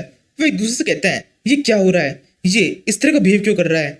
इसी टाइम पर वहां पे रूही आ जाती है और जिन्वू के ऊपर जोर से गुस्सा करने लगती है। उससे कहती है, ये सब क्या हो रहा है, तुम इस तरह से क्यों हंस रहे हो, तुमने इतना अजीब सा चेहरा क्यों बना रखा है। रूही के इस तरह से जिन्वू के ऊपर चिल्लाने पर जिन्वू का कोई भी रिएक्शन नहीं होता। वो सोचने लगता है, ये लड़की ऐसे मुझे चिल्ला क्यों रही है। इसके बाद में हंटर्स का वो पूरा ग्रुप उस पोर्टल से अंदर जाने की तैयारी करने लगता है। ग्रुप के सभी मेंबर्स एक ही करके उस पोर्टल के अंदर घुस जाते हैं। जिन्वू भी अंदर जाता है। अंदर घुसने से पहले जो बाकी के हंटर्स होते हैं वो जिन्वू से कहते हैं, जिन्वू अपना ध्यान रखना, अंदर का माहौल बहुत ज्यादा खतरनाक होगा, मॉन्स्टर्स कहीं से भी अटैक कर सकते हैं। ये सुनते हुए जिन्वू अंदर घुसता है और अंदर घुसते आतंक मचा देता है। जिन्वू एक जानवर की तरह उन सारे मॉन्स्टर्स को अटैक कर देता है अपने नाखूनों से, और जो भी चीज उसके आगे में लगती है वो उन सभी से उन मॉन्स्टर्स को मारता है और एक ही झटके में उस एरिया के अंदर जितने भी मॉन्स्टर्स होते हैं वो सब के सब मर जाते हैं। जिन्वू का इतना खूंखार रूप देखकर वहां पे जितने भी हंटर्स होते हैं वो सबके सब भी बहुत चौंक जाते हैं। पूरे एरिया को क्लियर करने के बाद में जिन्वू उन सभी हंटर्स से कहता है, तुम सब ऐसे चौंकते हुए मुझे क्या देख रहे हो, जल्दी से सभी सब आगे बढ़ो, हम इस तरफ चलेंगे। इसी टाइम पर एक हंटर बोलता है, ये तुम डिसाइड नहीं करोगे, हम वोट से डिसाइड करेंगे। ये सुनते ही जिन्वू उस हंटर के पास में आता है और अपने हाथ से उसे गर्दन पर जोर से अटैक करके उसे मार देता है और बाकी हंटर्स से कहता है, क्या किसी और को वोट करना है। हंटर्स कहते हैं, नहीं नहीं, कुछ नहीं करना, तुम जा कह रहे हो वहीं चलते हैं। इसी के साथ ही वो सभी हंटर्स चलना शुरू कर देते हैं। लगभग 40 मिनट तक चलने के बाद में एक हंटर बोलता है, हम काफी दूर आ गए हैं, इस गेट के हिसाब से जैसे ही हम बॉस को मार देंगे 1 घंटे के अंदर ये गेट बंद हो जाएगा, इसलिए हमें केवल इतना ही दूर जाना है जितने सफर को हम 1 घंटे में तय कर पाए। हम 40 मिनट का सफर तय कर चुके हैं, 20 मिनट और चलेंगे, अगर कुछ भी नहीं मिला तो यहीं से वापस लौटना पड़ेगा। इसी के साथ ही थोड़ी और दूर चलने पर उन्हें गुफा के एंड में एक बड़ा सा गेट दिखाई देता है, जिसे देखकर सभी हंटर्स रुक जाते हैं और सोचने लगते हैं, इस गुफा के एंड में ये गेट क्यों है। हंटर्स तो उस गेट को देख के सोच रहे होते हैं, लेकिन जिन्वू कुछ भी नहीं सोचता, वो बस आगे बढ़कर उस गेट को खोल देता है। एक हंटर चिल्लाए कहता है, रुको, ऐसे मत खोलो, लेकिन तब तक जिन्वू ने गेट खोल दिया होता है। जिन्वू जल्दी से उसी हंटर के पास में आता है और उसे पीछे की साइड दूर धक्का दे देता है। ये धक्का पड़ते ही वो हंटर सीधे उस गेट से अंदर घुस जाता है और फिर जिन्वू से पूछने लगता है, तुमने ऐसा क्यों किया। जिन्वू कहता है, तुम अच्छी तरह से बात कर पा रहे हो, तुम जिंदा हो, यानी इसका मतलब अंदर का एरिया सेफ है, मैं अंदर आ सकता हूँ। इसी के साथ ही वो सभी हंटर्स अंदर घुसते हैं। अंदर घुसने पर हमें पता पड़ता है ये वो एरिया आ गया है जहाँ पर वो सारी सारी मूर्तियां थी। उनके अंदर घुसते ही अपने आप ही टॉर्च लाइट अप हो जाती है। सभी हंटर्स उस पूरी जगह को घूमने लगते हैं। वहां पर उन्हें एक स्पेशल मूर्ति दिखाई देती है जिसके ऊपर कुछ लिखा हुआ है। उस लिखे हुए को देखकर कोई भी हंटर को समझ में नहीं पाता, क्योंकि किसी को भी वो भाषा नहीं आती, लेकिन जिन्वू को पता है वो क्या है। जिन्वू उसे पढ़ने लगता है, ये कुछ नाम होते हैं। इसी टाइम पर जूही जिन्वू का हाथ पकड़ लेती है और उसे कहने लगती है, इन मूर्तियों को देखो, इनके अंदर कुछ हलचल है। जिन्वू जूही की बात को पूरी तरह से इग्नोर करता है, अपना हाथ झटक के खींच लेता है और उसे कहता है, मुझसे दूर रहो, दोबारा चिपकने की कोशिश मत करना। ये कहने के बाद में जिन्वू वापस से उस इंस्ट्रक्शन को पढ़ने लगता है। इसी टाइम पर एक मूर्ति अपने आई खोल लेती है, उसकी आंखें बहुत तेज चमकने लगती है। इस चमक को जिन्वू देख लेता है और जोर से चिल्लाए कहता है, क्या तुम्हें लगता है इतनी सी पावर से तुम मेरा कुछ कर सकते हो। ये कहते हुए जिन्वू जोर से चलता है और बर्थ ऑफ डिस्ट्रक्शन नाम का एक जोरदार अटैक उस मूर्ति के ऊपर कर देता है। जिन्वू का ये अटैक बढ़ते ही उस मूर्ति के टुकड़े हो जाते हैं और बाकी हंटर्स को कुछ समझ में नहीं आता कि ये सब क्या हुआ। जिन्वू हंसते हुए कहता है, ये हुई ना पावर, इसे कहते हैं एक हंसली अटैक। जिन्वू इतना कह रहा होता है, इसी टाइम पर वहां बाकी की जो मूर्तियां होती है वो सबकी सब भी जिंदा हो जाती है। वो सबकी सब मूव करना शुरू कर देती है और जिन्वू के ऊपर अटैक करने की लगने लगती है। जिन्वू भी आगे से उन पर अटैक करने के लिए भागता है, उनसे कहता है, तुम सबके सब बहुत ज्यादा स्लो हो, मैं तुम सभी को खत्म कर दूंगा। ये कहते हैं जिन्वू उन सभी मूर्तियों के ऊपर भी काफी तेजी से अटैक करता है और उन सभी को भी खत्म कर देता है। ये सब कुछ इतना जल्दी होता है कि हंटर्स को कुछ समझ में नहीं आता वो क्या करे। वो इधर से उधर भागने लगते हैं क्योंकि उनके ऊपर उन मूर्तियों का मलबा गिर रहा होता है। कुछ ही सेकंड्स में जिन्वू उन सारी मूर्तियों को नष्ट कर देता है और फिर जोर से चिल्लाए कहने लगता है, यहाँ पे असल में कौन है, जल्दी से मेरे सामने आओ। जिन्वू के इतना कहने के साथ ही वो मूर्ति जिसके ऊपर इंस्ट्रक्शन लिखे होते हैं वो भी जिंदा हो जाती है। लेकिन उसका जिंदा होना काफी ज्यादा अलग होता है। ऐसा लगता है जैसे उस मूर्ति के अंदर पहले से कोई था और उसके जिंदा होने के साथ ही वो मूर्ति टूट जाती है। अंदर से जो जीसा जीव बाहर निकलता है वो बाहर निकलते कहने लगता है, तुमने मेरी सारी मेहनत खराब कर दी है, सालों की मेहनत, पूरी प्लानिंग अच्छी तरह से मिट्टी में मिल गई है। जिन्वू कहता है, मुझे फर्क नहीं पड़ता, मरने के लिए तैयार हो जाओ।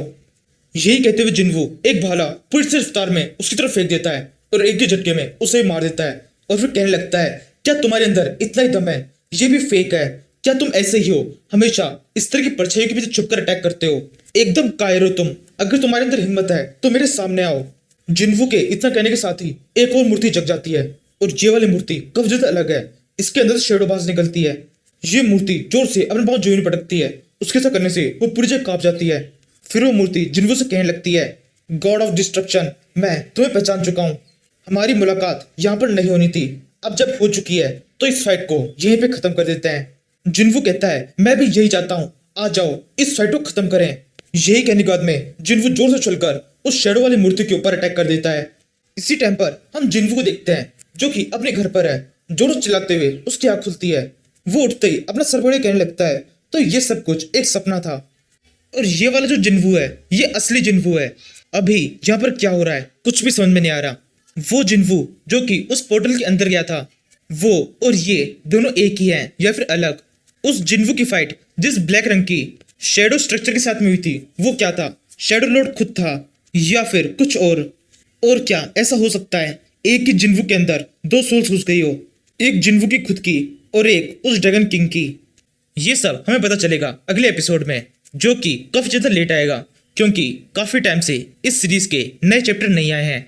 वैसे अभी एक चैप्टर बचा है जो कि मैंने एक्सप्लेन नहीं किया है, लेकिन उस चैप्टर को मैं इस एपिसोड के साथ में ऐड नहीं कर रहा हूँ क्योंकि वीडियो की लेंथ पहले काफी ज्यादा लंबी हो चुकी थी और मैंने उस चैप्टर को पढ़ लिया है। उस चैप्टर के अंदर इसका कुछ भी खुलासा नहीं हो रहा, तो उस चैप्टर्स को मैं बाकी के जो चैप्टर्स आएंगे उनके साथ में ऐड करके कुछ टाइम बाद में अपलोड करूंगा। तब तक के लिए अगर किसी ने इस सीरीज का सीजन 1 नहीं देखा है तो आपको डिस्क्रिप्शन के अंदर टेलीग्राम की लिंक मिल जाएगी, आप वहां से देख सकते हैं। और साथ ही में चैनल को सपोर्ट करने के लिए आप हमारे मेन चैनल मनाओ प्राइम, जिसकी लिंक भी आपको डिस्क्रिप्शन में मिल जाएगी, उसको जाके सब्सक्राइब कर लो। इस सीरीज को मैं अपलोड कर रहा हूँ, मुझे पूरा यकीन है जल्द ही इस पे स्ट्राइक पड़ जाएगी कि ये चैनल डिलीट हो जाएगा। तो सोलो लेवलिंग से रिलेटेड आगे की अपडेट के लिए आपको उस चैनल को सब्सक्राइब कर लेना चाहिए। अभी कर लो, हो सकता है बाद में ना मिले ना। बस यहीं पे इस एपिसोड को खत्म कर देते हैं। अब तक सोलो लेवलिंग सीजन 2 में हमने देखा सन जिन्वू ने रीइंकार्नेशन बिल्कुल सही तरह से कंप्लीट कर दिया है और रीइंकार्नेशन के बाद में बिल्कुल नॉर्मल तरीके से अपनी लाइफ दोबारा शुरू की है। सन जिन्वू हेन से मिल चुका है और साथ ही उसने अर्थ पर होने वाले सबसे पहले अटैक यानी टाइटन्स के अटैक को भी रोक दिया है। इसके बाद में पास्ट की कुछ चीजों का खुलासा होता है जिसमें हमें पता पड़ता है रीइंकार्नेशन के बाद भी सन जिन्वू के डैड के पास में उनकी पूरी याददाश्त थी, लेकिन उन्होंने सन जिन्वू से और बाकी सबसे इस बात को छुपा के रखा और फिर रूलर के पास में जाकर अपनी सारी याददाश्त मिटवा दी। और यही वो आखिरी टाइम था जब रूलर्स अर्थ के ऊपर थे। उन्होंने जैसे ही सन जिन्वू के डैड की याददाश्त मिटाई वो सब के सब अर्थ छोड़ के चले गए हमेशा के लिए। इसके बाद में काफी सारे छोटे मोटे इवेंट्स हुए जिनके अंदर सन जिन्वू काफी सारे पुराने कैरेक्टर से मिला, कुछों से उसने बात की और कुछों को इग्नोर कर दिया। एंड में सन जिन्वू इस आदमी से मिलने के लिए जाता है जिसका नाम है गोगन। ये अपनी लाइफ के एकदम लास्ट स्टेज पर है। सन जिन्वू इसे एक मेडिसिन देता है जिसे पीने के बाद में इसकी पूरी बॉडी पूरी तरह से क्योर हो जाती है और इसे एक नई लाइफ मिल जाती है और जीने के लिए कुछ और साल भी। अब इसके बाद में एक बहुत बड़ा चेंज आता है। किसी तरह से ड्रैगन किंग सन जिन्वू की बॉडी के अंदर घुस जाता है। अब ये ड्रैगन किंग सन जिन्वू की बॉडी के अंदर कैसे घुसा इस बारे में हमें अभी नहीं बताया जाता। इसी इंसिडेंट के बाद में इस सीरीज का ये एपिसोड यानी सोलो लेवलिंग सीजन 2 का पार्ट 3 शुरू होता है। इस एपिसोड की स्टार्टिंग बिल्कुल वैसी ही होती है जैसे सीजन 1 की स्टार्टिंग हुई थी। हमें एक पुलिस स्टेशन दिखाते हैं जहां पर एक ऑफिसर नया नया आया है। इस ऑफिसर का नाम है ली शेहन। जब ये ऑफिसर इस पुलिस स्टेशन के अंदर आता है तब इसे एक अफवाह सुनाई देती है जो कि एक स्पेशल डिटेक्टिव के बारे में है जिसका नाम है घोस्ट। इन अफवाहों से ली शेहन को पता पड़ता है घोस्ट नाम का डिटेक्टिव बहुत ज्यादा खतरनाक है। इस डिटेक्टिव को अब तक जितने भी केस मिले हैं इसने उन सभी को काफी तेजी से कंप्लीट किया है। इस डिटेक्टिव ने न केवल खुद के बल्कि बाकी ऑफिसर्स के भी काफी सारे केसेस को सॉल्व करने में मदद की है और साथ ही साथ काफी सारे पुराने केसेस को भी सॉल्व कर दिया है। ली शहन को इस घोस्ट के बारे में सबसे बड़ी बात यह पता पड़ती है कि घोस्ट के पास में प्रमोशन का ऑफर आया था, लेकिन घोस्ट ने उसके लिए मना कर दिया और जवाब में केवल इतना सा कहा कि प्रमोशन के बाद में वो काम नहीं कर पाएगा जो वो अभी कर सकता है। ली शहन खड़ा खड़ा किसी को सोच रहा होता है। इसी टाइम पर वहां पर एक दूसरा सीनियर ऑफिसर आता है और ली शहन को परेशान देखकर उसे कॉफी ऑफर करता है और उसे कुछ बातें करने लगता है। ली शहन कॉफी पीते हुए उस ऑफिसर को बताता है कि उसका अभी अभी इस पुलिस स्टेशन के अंदर ट्रांसफर हुआ है और उसे किसी डिटेक्टिव संघ के साथ में काम करने के लिए कहा गया है। सीनियर ऑफिसर कहता है संघ यानी कि घोस्ट। ये सुनने के बाद में हमें पता पड़ता है संजय वो ने वुजन की बात मान ली है और अब वो एक डिटेक्टिव बन चुका है। ये सुनते ही ली शहन के पसीने छूट जाते हैं। वो बहुत बुरी तरह डर जाता है। सीनियर ऑफिसर कहता है तुम बहुत ज्यादा डर गए, यानी कि इसका मतलब तुम्हें ये बात पहले नहीं पता थी कि जिस डिटेक्टिव के साथ में तुम काम करना चाहते हो वही घोस्ट है। हम उसे घोस्ट इसलिए बुलाते हैं क्योंकि हमें बिल्कुल भी नहीं पता वो कब कहाँ जाता है और कब कहाँ से आ जाता है। वो अपने असली नाम से ज्यादा घोस्ट नाम से फेमस है। वो सीनियर ऑफिसर इतना कह रहा होता है तभी जिन्वो वहां पहुंच जाता है। ऑफिसर जिन्वो दे कहता है अभी हम तुम्हारे बारे में बात कर रहे थे, तुम बिल्कुल सही टाइम पे आए हो। जिन्वो कहता है मुझे उस नए ऑफिसर के बारे में पता पड़ा जो कि मेरे साथ में काम करने वाला है, क्या वो यही है? सीनियर ऑफिसर कहता है हाँ यही है वो, इसका नाम ली शहन है। ये सुनकर सन जिन्वो उस ऑफिसर ली शहन के पास में आकर उसे गर्दन से पकड़ लेता है और फिर सीनियर ऑफिसर से कहने लगता है इसे मैं अपने साथ में लेके जा रहा हूँ, थोड़ा इंट्रोडक्शन हो जाएगा। सीनियर ऑफिसर कहता है ठीक है ले जाओ।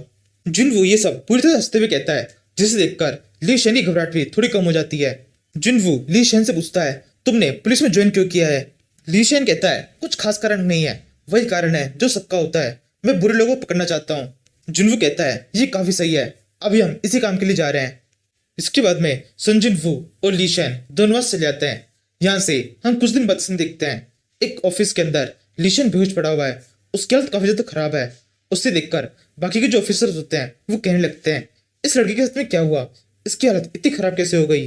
दूसरा ऑफिसर बोलता है ये सन जिन्वो के साथ में होने का असर है, सन जिन्वो और ये साथ में काम करते हैं, इसी वजह से इसकी ऐसी हालत हुई है। इसके बाद में हम सन जिन्वो को देखते हैं जो कि अपने केबिन के अंदर बैठा हुआ है और सोच रहा है ये नया लड़का ली शहन काफी सही है, एक्सपीरियंस की थोड़ी कमी है जो कि धीरे धीरे आ जाएगा। जिन्वो ये सोच रहा होता है तभी से सामने की तरफ एक लेडी दिखाई देती है जो कि वहां पर कोई कंप्लेन करने के लिए आई है। ये एक डिटेक्टिव से कहती है कि जिन ऐसा नहीं कर सकती, वो सुसाइड नहीं कर सकती, उसके अंदर बहुत ज्यादा हिम्मत है। डिटेक्टिव उस लेडी को समझाने लगता है और उससे कहता है हमने पूरी जगह को अच्छी तरह से चेक किया है, वहां से हमें से काफी सारे सबूत मिले हैं जिनसे ये प्रूफ होता है कि उसने सुसाइड किया है। हम समझ सकते हैं आप बहुत ज्यादा शौक में है, लेकिन आपको समझना तो होगा ही। वो लेडी कहती है मेरे पास में पूरी रिपोर्ट है, एक बार इसको अच्छी तरह से पढ़िए, क्या सच में इसे पढ़ने के बाद में किसी को ऐसा लग सकता है कि ऐसी लड़की सुसाइड कर सकती है? डिटेक्टिव उस नोट को पढ़ने से मना कर देता है और उसे कहने लगता है हम सब कुछ पढ़ चुके हैं, हमने अच्छी तरह सब कुछ समझ लिया है, अब आप भी समझ जाइए, जिनने सुसाइड किया है इसे एक्सेप्ट कर लीजिए। वो डिटेक्टिव ये कह रहा होता है तभी जिन्वो वहां पर आ जाता है और फिर कहने लगता है क्या इस रिपोर्ट को एक बार मैं पढ़ सकता हूँ? लेडी जिन्वो की तरफ उस रिपोर्ट को बढ़ा देती है। वो डिटेक्टिव कहने लगता है जिन्वो तुम ये क्या कर रहे हो, बड़ी मुश्किल से मैं इस लड़ी को समझाने की कोशिश कर रहा हूँ, तुम बेकार में मुश्किलें और भी ज्यादा बढ़ा दोगे। जिन्वो उस डिटेक्टिव की बात को नहीं सुनता और उस रिपोर्ट को पढ़ने लगता है। उसे पढ़ने के बाद में उसे पता पड़ता है ये लड़की जिन जिसने सुसाइड किया है उसकी डेथ एक बाथरूम के अंदर हुई थी। बाथटब के अंदर हाथ के ऊपर कट लगने से बहुत सारा खून बह गया जिससे उसकी डेथ हुई। पूरे बाथरूम को अच्छी तरह चेक किया गया है, वहां पर किसी और के फिंगरप्रिंट नहीं है, वहां पर एक चक्कू था जिसके ऊपर भी उस लड़की जिन के फिंगरप्रिंट है। उस रिपोर्ट के अंदर उस लड़की जिन की पर्सनैलिटी के बारे में लिखा होता है जिसे पता पड़ता है ये लड़की जिन काफी ज्यादा अच्छी लड़की है, बाकी लोगों को सपोर्ट करती है, लेकिन खुद के अंदर भी काफी ज्यादा डिप्रेशन है। जिसे पढ़ने के बाद में जिन्वो कहने लगता है इस रिपोर्ट के अंदर तो कुछ भी खास नहीं है। दूसरा डिटेक्टिव बोलता है मैंने भी तो यही कहा था। जिन्वो कहता है लेकिन फिर भी मैं एक बार जाके इस साइट पे चेक करना चाहूंगा। ये सुनकर वो डिटेक्टिव हंसने लगता है और सोचता है जैसी उम्मीद थी बिल्कुल वैसा ही हुआ है, घोस्ट का काम वापस से शुरू हो गया है, ये कभी नहीं थकता। फिर जिन्वो उस लेडी को लेकर वहां चला जाता है। इसके बाद में अगले सीन में हम जिन्वो को उस लड़की जिन जिसने भी सुसाइड किया है उसे घर पे देखते हैं। जिन्वो वहां पर अकेला है, वो इधर उधर घूमने लगता है और यहीं पर हमें जिन्वो की एक नई पावर को पता पड़ता है। जिन्वो को पहले किसी को भी जिंदा करने के लिए अपने शेडो आर्मी में ऐड करने के लिए मरे हुए इंसान की बॉडी की जरूरत पड़ती थी, लेकिन अब ऐसा नहीं है। अब अगर जिन्वू को किसी का बाल बराबर डीएनए भी मिल जाए तो इतना भी काफी है उसे फिर से जिंदा करने के लिए।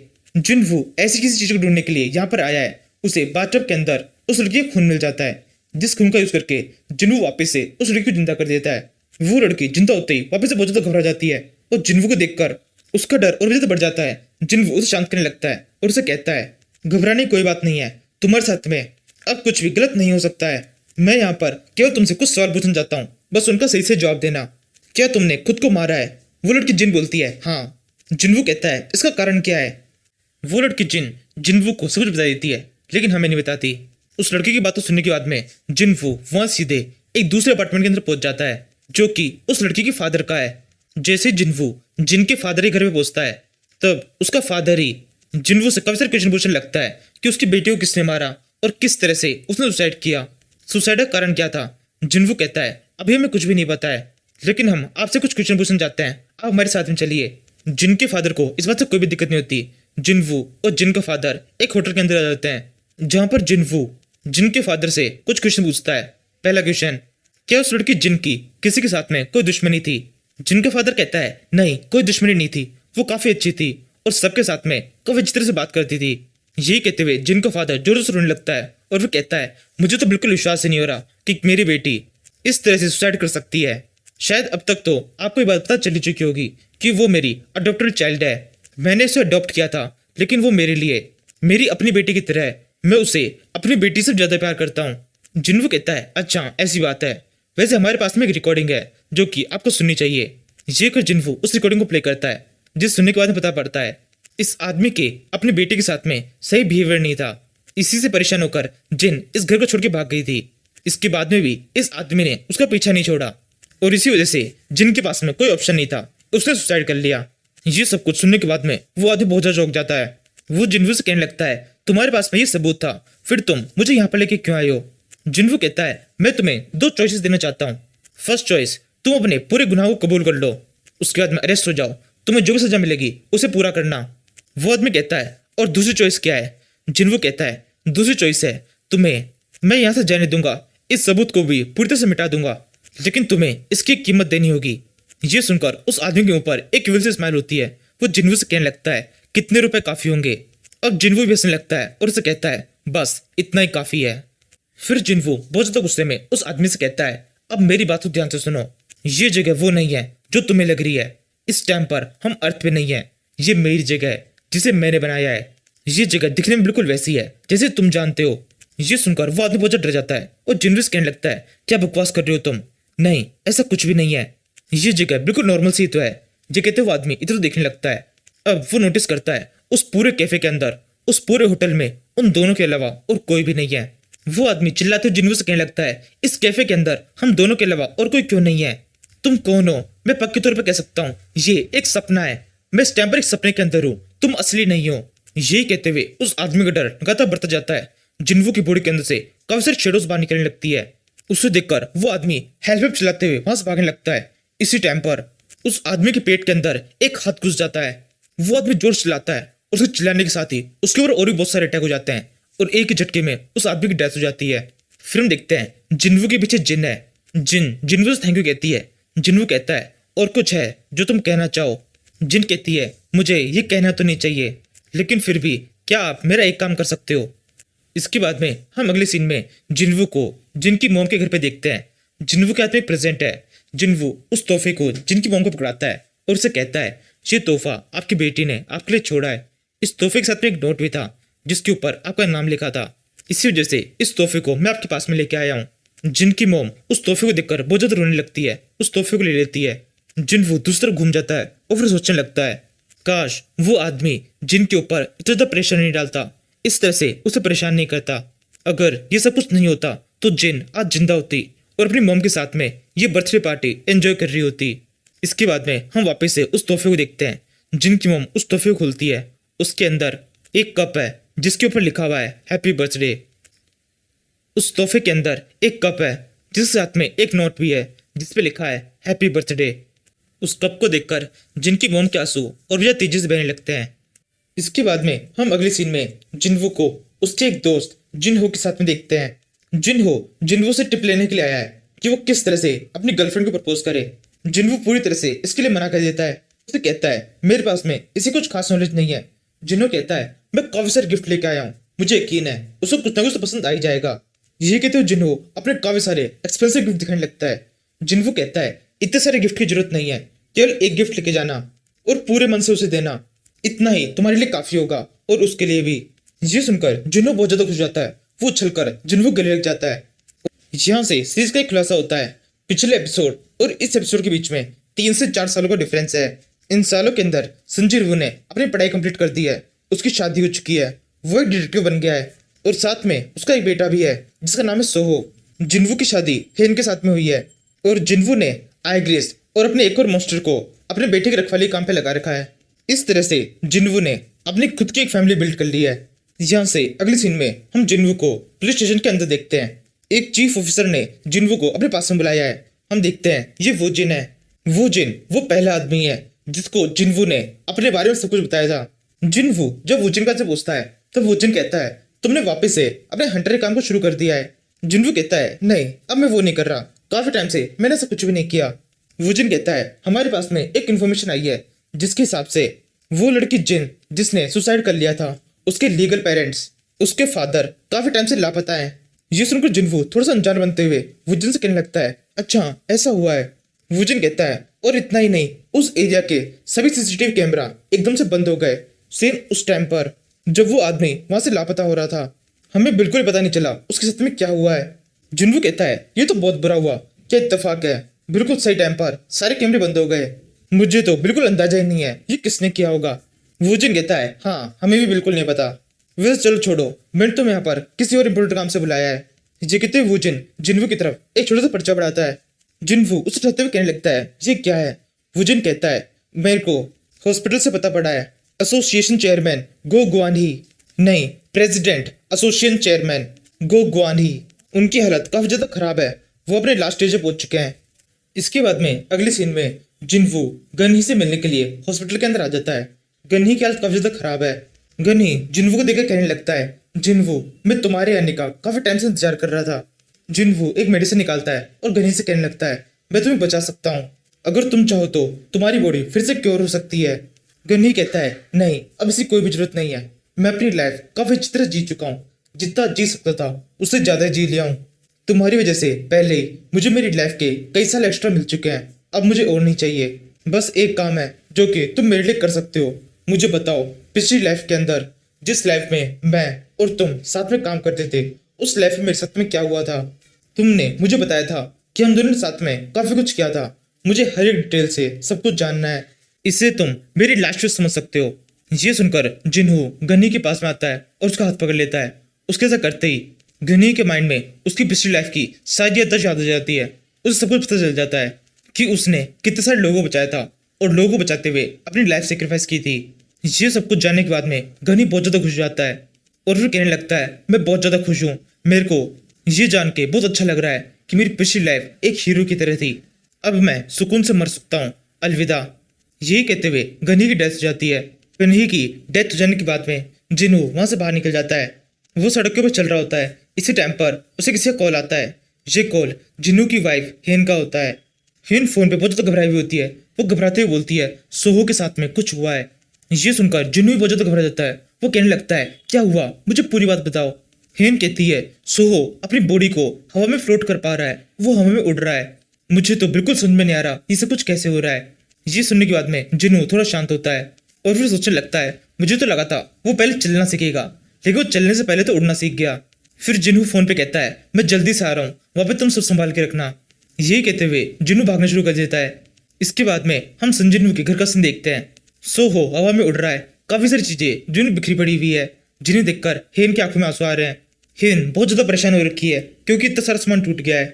बाकी के दोनों मॉन्स्टर जिनको संजिन्हू ने अपने बेटे की रखवाली करने के लिए छोड़ा है, उनमें से एक कहता है मास्टर सोहो को उड़ना आता है, यानी कि अब हमें इसे एरियल मूव सिखाने होंगे, ऐसे मूव्स जिनकी मदद से ये उड़ते हुए फाइट कर सकें। इन्हें उड़ना आता है, इसका मतलब ये है ये बड़े होकर एक फ्लाइंग फाइटर बन सकते हैं। दूसरा मॉन्स्टर बोलता है नहीं ऐसा नहीं है, ये उड़ सकते हैं, इसका मतलब ये है ये बड़े होकर एक पायलट बनेंगे। इन दोनों की ये बातें सुनकर हेन कहने लगती है जिन्हू तुम कहाँ पर हो, जल्दी से घर पे आओ। यहाँ से कुछ और दिन बीतते हैं। जिन्हू इस टाइम पर अपने घर पे नहीं है। घर के अंदर सोहो और कुछ शेडो मॉन्स्टर्स है। सोहो एंट मॉन्स्टर की तरफ देखता है और उसकी तरफ बढ़ने लगता है। उसे देखकर एंट मॉन्स्टर उछलकर एक घर की छत पर चढ़ जाता है और फिर दूसरे मॉन्स्टर से कहने लगता है, ये लिटिल मास्टर काफी तेजी से मेरी तरफ बढ़ते हैं। दूसरा मॉन्स्टर बोलता है, ऐसा तो होना ही था, तुम एक एंट मॉन्स्टर हो। इस वर्ल्ड के अंदर जो एंट होती है वो बोल नहीं सकती, उनका साइज इतना ज्यादा बड़ा नहीं होता और वो उड़ती भी बहुत कम है। इसी वजह से इनके लिए तुम सबसे ज्यादा अलग हो। इसी तरह से इन सबके बीच में ये बात चल रही होती है। इसी टाइम पर उस घर के बाहर एक वैन आके रुकती है। उस वैन के अंदर से 4 बंदे बाहर निकलते हैं। उनमें से एक कहता है, यही है उस डिटेक्टिव संजन वू का घर, हम यहीं पर चोरी करेंगे। बंदा बोलता है, ये बिल्कुल भी ठीक नहीं होगा, वो बंदा बहुत खतरनाक है। पहला चोर बोलता है, तो इससे क्या फर्क पड़ता है, उसने हमारा बहुत नुकसान कराया है, अब हम भी उसका नुकसान कराएंगे। वो कितना भी खतरनाक हो, उसकी भी कमजोरियां हैं जिनका हम फायदा उठाने वाले हैं। इस घर को देखो, ये घर कितना शानदार है। इसके अंदर कोई भी कैमरा नहीं लगा हुआ, कोई भी खास सिक्योरिटी सिस्टम दिखाई नहीं दे रहा है। ये घर दिखने में बिल्कुल ऐसा है जैसे किसी चोर को बुला रहा हो।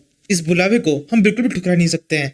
ये सुनकर वो सभी चोर मान जाते हैं और की करके उस घर के अंदर जाने लगते हैं। 2 बंदे घर के अंदर पहुंच जाते हैं। सबसे आगे वाला बंदा बोलता है, हम 2 ही अंदर क्यों आए हैं, बाकी साथ वाले कहाँ गए। पीछे वाला चोर बोलता है, शायद वो भाग गए हैं, डर गए शायद वो।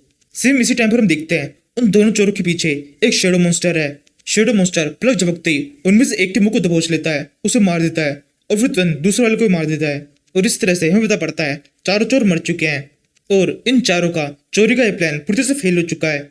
इसके बाद में हम संजिन वू के शेडो वर्ल्ड के अंदर का सीन देखते हैं, जहाँ पर एक बहुत बड़ी मूर्ति बनाई गई है। ये मूर्ति है संजिन वू की और सोहू की। इसे देखकर वहां पे जितने मॉन्स्टर्स है वो सभी से बहुत खुश हो जाते हैं। उनमें से कहता है, हमने बहुत शानदार स्ट्रक्चर बनाया है, जब मास्टर इसे देखेंगे तो वो बहुत खुश हो जाएंगे। तुम देखते हैं सोहू भी यहीं पर ही है। सोहू उस बड़ी सी मूर्ति को देखकर बहुत ज्यादा खुश हो रहा होता है।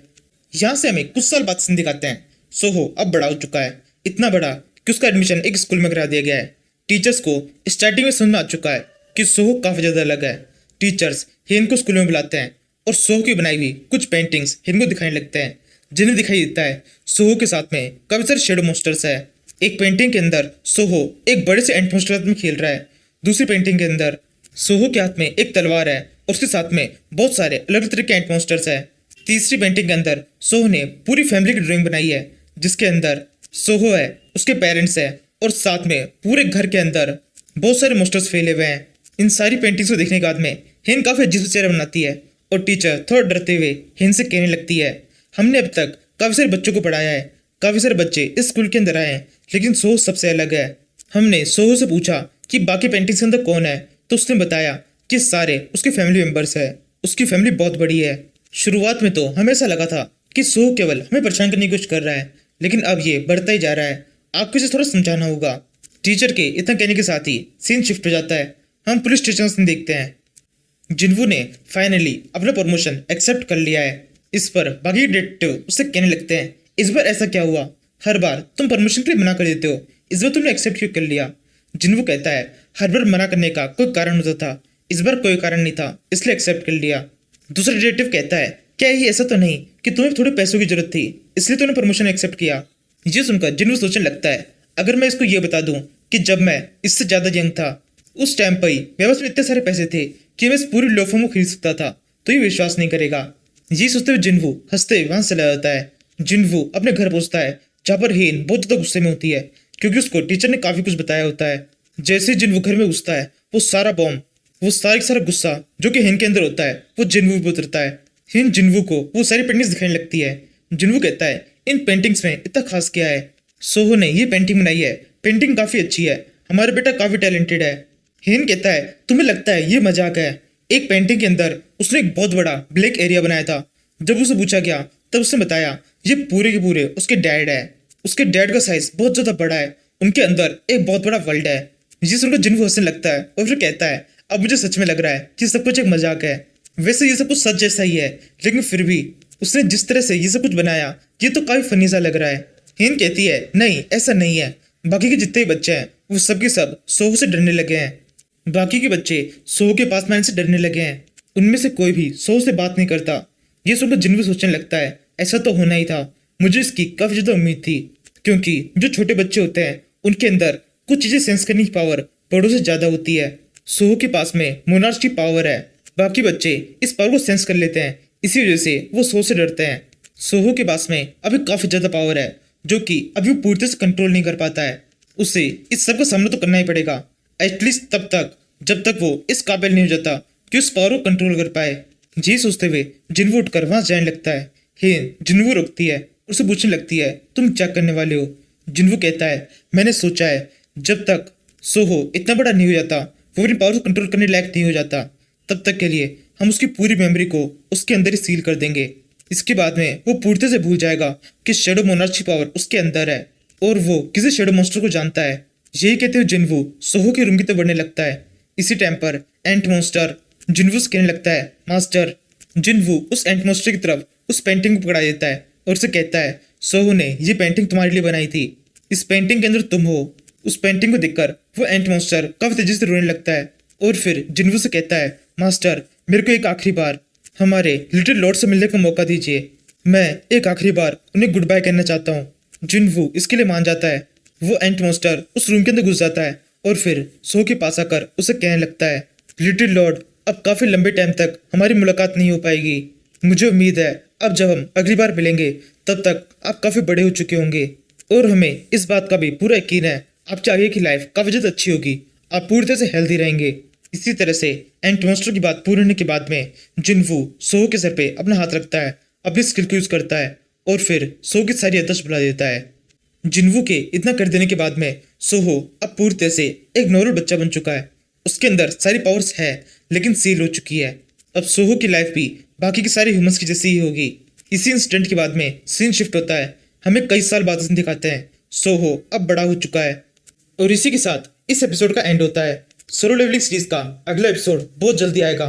उस एपिसोड के अंदर काफी कुछ होने वाला है। जहां तक मैं प्रिडिक्ट कर पा रहा हूँ अगले एपिसोड के एंड तक सोहो को अपनी पावर्स का पता चल जाएगा। वैसे अभी तक तो नए चैप्टर नहीं आए हैं, देखते हैं आगे के चैप्टर्स में क्या होता है। अगला चैप्टर 12 तारीख को रिलीज होगा। अगर ये एपिसोड मैं 12 तारीख के बाद में अपलोड कर रहा हूँ तो इसके आगे ही मैं उस चैप्टर को ऐड कर दूंगा।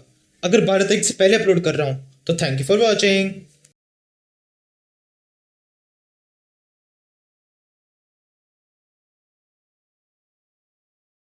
Hello anime fans, welcome to now prime. ये है सोलो लेवलिंग सीरीज का पार्ट 4। इससे पिछले एपिसोड जिस किसी ने भी नहीं देखे हैं डिस्क्रिप्शन के अंदर आपको टेलीग्राम की लिंक मिल जाएगी, वहां जाके देख लेना। नाउ अब इस एपिसोड को शुरू करते हैं। पिछले एपिसोड के एंड में हमने देखा था संजिन वू का एक बेटा है जिसका नाम है संगो, जो कि इतना बड़ा हो चुका है कि वो भी स्कूल जा सकता है। स्कूल के अंदर जो बाकी के स्टूडेंट्स हैं वो सबके सब संगो से बहुत ज़्यादा डरते हैं। जब इस सभी खबर संजिन वू के पास में पहुँचती है तब संजिन वू संगो की पूरी आदर्श को भुला देता है। यानी कि इसका मतलब अब संगो भी एक नॉर्मल से इंसान है जिसे अपने पिता के बारे में कुछ भी नहीं पता और ना ही शैडो मॉन्स्टर्स के बारे में कुछ पता है। इस इंसिडेंट के बाद में कुछ साल बीत जाते हैं। संगो अब बड़ा हो चुका है। कॉलेज के अंदर उसका पहला दिन है। संगो की क्लास में काफ़ी सारे स्टूडेंट्स हैं जिनमें से एक ये भी है, इसका नाम है लियोन, जो कि थोड़ा सा गुंडे टाइप का है। लियोन के साथ में उसके कुछ बंदे भी होते हैं। इस टाइम पर लियोन को काफ़ी ज़्यादा गुस्सा आ रहा होता है क्योंकि वो संगो की तरफ देख रहा है। संगो के आसपास में काफ़ी सारी लड़कियाँ खड़ी है। इसी सब से लियोन काफ़ी ज़्यादा डर रहा है। इसी टाइम पर संगो बिना कुछ कहे बस लियोन की तरफ देखने लगता है। इससे लियोन का गुस्सा और भी ज़्यादा बढ़ जाता है। वो जल्दी से खड़ा होता है और फिर कहने लगता है इसकी हिम्मत कैसे हुई इस तरह से मेरी तरफ देखने की, अब मैं इसको बहुत बुरी तरह पीटूंगा। इस टाइम पर लियोन के साथ में उसका एक साथी होता है, वो उसे रोकता है और उसे कहता है नहीं, इससे फाइट करने की जरूरत नहीं है, ये लड़का बहुत ज़्यादा खतरनाक है। ये और मैं सेम स्कूल से बिलोंग करते हैं। इस लड़के का नाम संगो है और ये बहुत ज़्यादा पावरफुल है, तुम्हारे लिए अच्छा होगा तुम इससे फाइट ना करो। ये सुनकर लियोन मनी में डर जाता है, लेकिन वो बिल्कुल अपना डर दिखाता नहीं है और अपने साथी के ऊपर बहुत ज़्यादा गुस्सा करने लगता है और उसे कहता है तुम्हारी हिम्मत कैसे हुई मुझे रोकने की, क्या तुम मेरे हाथ से पिटना चाहते हो। इसी तरह से अपने साथी के साथ में थोड़ा गुस्सा करने के बाद में लियोन उससे शांत हो जाता है। यहाँ से अगली सीन में हम लियोन को और उसके सभी साथियों को स्कूल के बाहर एक लड़के को पीटते हुए देखते हैं। ये वही लड़का है जिसने लियोन को संगो से फाइट करने से रोका था। लियोन इस लड़के को पीटते हुए कहता है अब बोलो तुम किसको ताकतवर कर रहे थे, देखिए मेरी पावर, मैंने तुम्हें कितनी बुरी तरह से पीटा है। तुम भी उससे लड़के संगो के स्कूल से बिलोंग करते हो, अगर मैं तुम्हें पीट सकता हूँ तो मैं उसे भी पीट सकता हूँ। नीचे पड़ा हुआ बंदा बोलता है नहीं, ऐसा बिल्कुल भी नहीं है, वो लड़का बहुत ज़्यादा ताकतवर है, उसकी और मेरी पावर बिल्कुल भी कंपेरेबल नहीं है। मैंने तुम्हें रोका था क्योंकि इसमें तुम्हारा फायदा था, अगर तुम उससे लड़ाई करते तो मेरी जैसी हालत तुम्हारी होती और मुझसे भी बुरी हो सकती थी। ये सुनकर लियोन गुस्सा और भी ज्यादा बढ़ जाता है। वो उस लड़के को और भी ज्यादा मारने लगता है और उसे कहता है अगर सच में वो लड़का इतना ताकतवर होता तो उसके बारे में मुझे कुछ तो पता होता। सभी जगह पर उस लड़के के खतरनाक होने के रूमर फैले हुए होते, लेकिन ऐसा कुछ भी नहीं है। यानी कि इसका मतलब तुम झूठ बोल रहे हो। उन सभी के बीच में ये बातें हुई रही होती है, तभी संगो वहाँ पहुंच जाता है और कहने लगता है तुमने सब कुछ बिल्कुल सही टाइम पे किया है। इन लोगों ने तुम्हें जितना बीटा है इतना काफ़ी है ये प्रूफ करने के लिए कि अब इनके साथ में जो होने वाला है वो सेल्फ डिफेंस में होगा। संगो की बातें लियोन को बिल्कुल समझ में नहीं आती। वो कहने लगता है सेल्फ डिफेंस, इससे तुम्हारा क्या मतलब है? संगो कहता है समझ जाओगे। ये कहते संगो लियोन के दोनों साथियों के पास में आता है और उन्हें बहुत बुरी तरह से पीट देता है। वो उन दोनों के ऊपर एक एक अटैक करता है। जो अटैक पड़ते ही वो दोनों बेहोश हो जाते हैं। उन दोनों के बाद में अगली बार आती है लियोन की। लियोन थोड़ी सी हिम्मत दिखाता है और आगे बढ़कर संगो के मुक्का मारने की कोशिश करता है, लेकिन मुक्का पड़ नहीं पाता। संगो अपने एक पांव से उस मिक्की को ब्लॉक करता है और फिर अपने नी से लियोन के ऊपर एक जोर से अटैक करता है और उसे बेहोश कर देता है। इसके बाद में संगो जमीन पड़े हुए उस लड़के से कहता है लगता है स्कूल की तरह ही कॉलेज के अंदर भी मुझे तुम्हें प्रोटेक्ट करना होगा। ये कहते हुए संगो उस लड़की को उठाता है। वो दोनों वहां जाने लगते हैं। संगो चलते हुए उस लड़की से पूछता है तुम इसके पास में गए क्यों थे? तुम सीधे मेरे पास में आते। हम दोनों पहले से एक दूसरे को जानते हैं। वो लड़का बोलता है जब मैं कॉलेज में आया तो मुझे पता पड़ा वो लड़का लियोन बहुत ज़्यादा फेमस था। वो एक बहुत अच्छा फाइटर है, उसे जोडो आता है। मैंने सोचा था अगर मैं उसके ग्रुप में चला जाऊंगा तो वो भी मुझे सिखा देगा। संगो कहता है क्या बकवास है ये, तुम्हें ये सब कुछ भी सीखने की जरूरत नहीं है, जोडो बहुत बोरिंग है, इससे अच्छा तुम कुछ और सीख लेना। इसके साथ ही सीन शिफ्ट होता है। हम संगो को उसी क्लास से देखते हैं। इस टाइम पर उस क्लास के अंदर कोई भी नहीं है। संगो अकेला है जो उस क्लास के अंदर है। संगो क्लास से बाहर निकलने लगता है। वो क्लास के डोर को खोलने की कोशिश करता है, लेकिन डोर खुलते नहीं है। डोर अपनी जगह से मूव नहीं कर रहे। इस टाइम पर संगो को लगता है डोर किसी ने ब्लॉक कर दिया है। वो खिड़की से बाहर जाकर किसी को बुलाने की कोशिश करता है, लेकिन वो देखकर बहुत चौंक जाता है। बाहर जितने भी स्टूडेंट्स होते हैं वो सब के सब अपनी जगह पर रुक गए हैं। उनमें से कोई मूव नहीं कर रहा। इसके बाद में वो थोड़ा और इधर उधर देखता है। उसे दिखाई देता है एक बॉल हवा में उछली है और हवा में रुक गई है, जिसे देखकर संगो को समझ में आता है टाइम रुक गया है। और ये देखकर वो बहुत चौंक जाता है। इसी टाइम पर उसी क्लास के अंदर एक पोर्टल ओपन होने लगता है। संगो सोचता है ये सब क्या हो रहा है। फिर उसके बारे में अपनी मॉम की एक बात आती है। उसकी मॉम ने संगो से कहा था कि संगो के डैड यानी संजिन वू काफ़ी ज़्यादा अलग है। उन्होंने अपनी लाइफ के अंदर काफ़ी सारी अजीब अजीब चीज़ें की है जिनका इफेक्ट संगो के ऊपर भी होगा। संगो जब उस पोर्टल को देखता है वो सोचने लगता है शायद ये उसी इफेक्ट में से एक है। मुझे एक बार जानने की कोशिश करनी चाहिए ये है क्या। ये कहते हुए संगो बिना कुछ सोचे उस पोर्टल के अंदर घुस जाता है। जैसे ही वो अंदर जाता है फिजिक्स साइड से पोर्टल्स बंद हो जाते हैं। ये देखकर संगो और भी ज़्यादा डर जाता है। वो सोचने लगता है ये सब क्या हुआ, मैं तो इस जगह पे फंस गया। बाहर जाने का रास्ता अब बंद हो चुका है। अब मेरे पास में एक ही रास्ता है, मुझे इस जगह पे घूमना होगा और यहाँ से बाहर निकलने का कोई और रास्ता ढूंढना होगा। ये सोचते हुए संगो एक मशाल उठा लेता है और फिर उस कैसल के अंदर इधर से उधर घूमने लगता है। थोड़ी दूर जाने पर संगो को एक जगह पर काफी सारे वेपन्स रखे हुए दिखाई देते हैं। जैसे संगो उन वेपन्स को देखता है, संगो को एक सिस्टम विंडो दिखाई देती है जिसके अंदर उन वेपन्स की सारी इन्फॉर्मेशन है, जिन्हें देखकर संगो और भी ज्यादा चौंक जाता है। ये सारे के सारे संजिन वू के वेपन्स है और इन सभी को जिनवू ने अलग अलग फाइट्स के अंदर कलेक्ट किया था। इस सब के बारे में संगो को नहीं पता। संगो जब इन वेपन्स को देखता है वो सोचने लगता है ये एक गेम का पार्ट है। आसपास में ये काफ़ी सारी सिस्टम विंडो शो हो रही है। इसका मतलब ये है ये चाहते हैं मैं किसी एक वेपन को सिलेक्ट करूं, जिसे सिलेक्ट करने के बाद में जरूर से कुछ होगा। यहाँ पर काफ़ी सारी स्वॉर्ड्स है, ये सारी मुझे थोड़ी कमज़ोर सी लग रही है। और भला आज के मॉडर्न टाइम में इस तरह की स्वॉर्ड्स को कौन ही यूज़ करता है। ये कहते हुए संगो सभी वेपन्स को ध्यान से देखने लगता है। उसे थोड़ा आगे जाने पर एक गॉन्टलेट दिखाई देता है। संगो बिना कुछ सोचे उस गॉन्टलेट को अपने लिए सेट कर लेता है और उसे पहन लेता है। उस गॉन्टलेट को पहनने के बाद में संगो को एक और स्टेटस विंडो शो होती है जो कि संगो की खुद की है। इस स्टेटस विंडो के ऊपर हमें फाइनली संगो का पूरा नाम दिखाई देता है जो कि है संग सोहो, और साथ में इसके पास में एक टाइटल भी है यंग मोनार्च का। इसके बाद में सनो वहाँ से आगे बढ़ने लगता है। थोड़ा और आगे बढ़ने पर सनो को दोनों साइड में काफी सारे आर्मर दिखाई देते हैं जिन पर सनो कुछ खास ध्यान नहीं देता, वो बस आगे बढ़ता जाता है।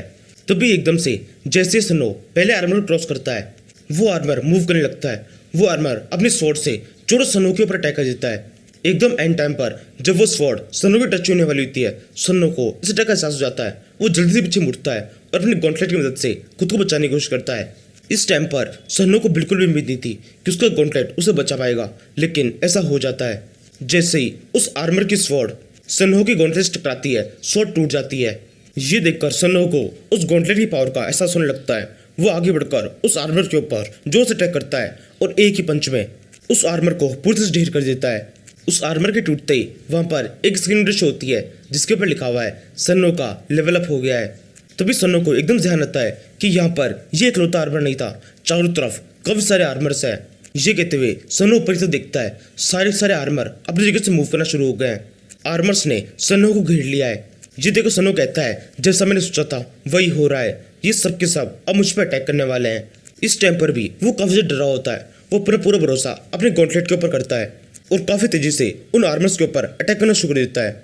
उस गॉन्टलेट की पावर काफी ज्यादा होती है, केवल एक अटैक के अंदर काफी सारे आर्मर उस जगह पे टूट के बिखर जाते हैं। इसी तरह से आधे से ज्यादा आर्मरों को ढेर कर देने के बाद में सन्नो का कॉन्फिडेंस काफी ज्यादा इंक्रीज हो जाता है। वो सोचने लगता है जैसे जैसे मैं इन आर्मर्स को मारता जा रहा हूँ मेरी पावर भी बढ़ती जा रही है, मेरा लेवल अप होता जा रहा है, मुझे ये और तेजी से करना चाहिए। इसके बाद में सन्नो उस गॉन्टलेट के साथ साथ में अपनी फाइटिंग स्किल्स को भी यूज करने लगता है और केवल कुछ ही सेकंड्स में वहाँ पर जितने भी आर्मर होते हैं उन सभी को खत्म कर देता है। और उसके बाद में अपना लेवल अप चेक करता है। सन्नो का लेवल 19 हो चुका है। इसके बाद में सन्नो अपने गॉन्टलेट को देखने लगता है और फिर सोचता है ये सब हुआ कैसे।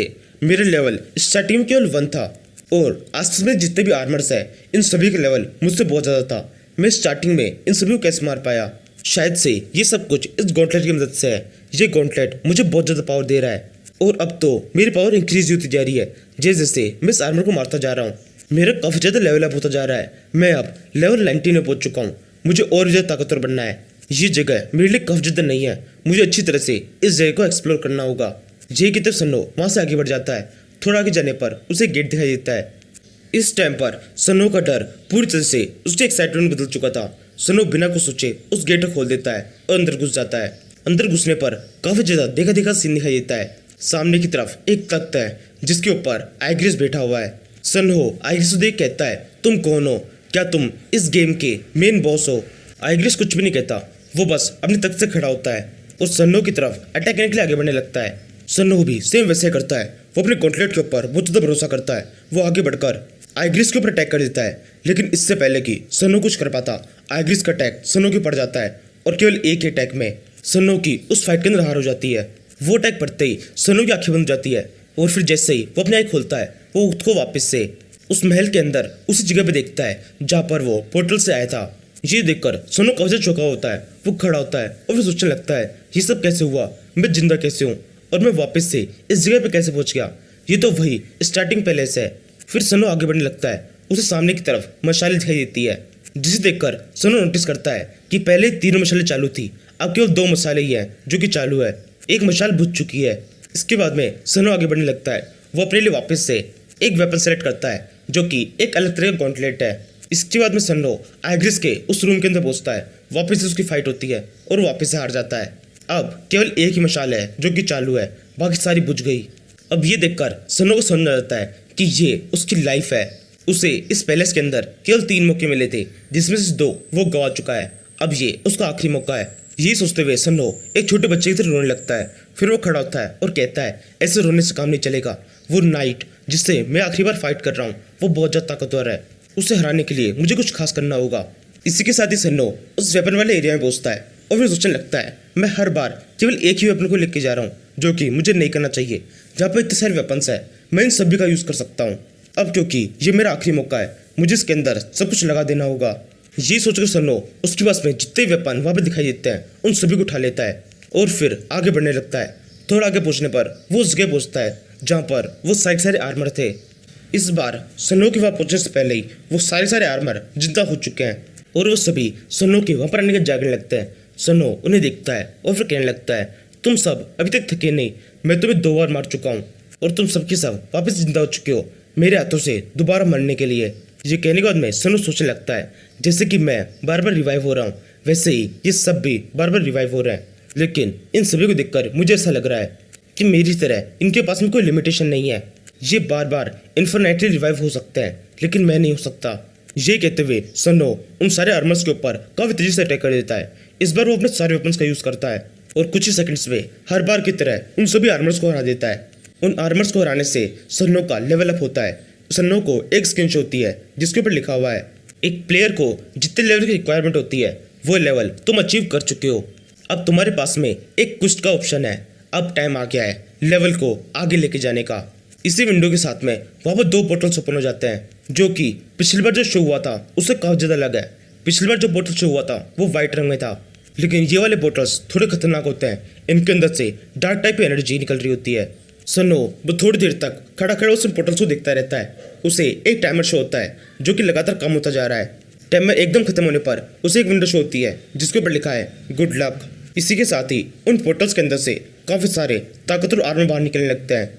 उन सारे आर्मर को देखकर सनो बहुत ही क्रीपी तरीके से हंसने लगता है और फिर सोचता है ये सारे आर्मर मुझसे फाइट करने के लिए आ रहे हैं, मैं इन सभी को हरा दूंगा, उसके बाद में मेरा लेवल अप होगा।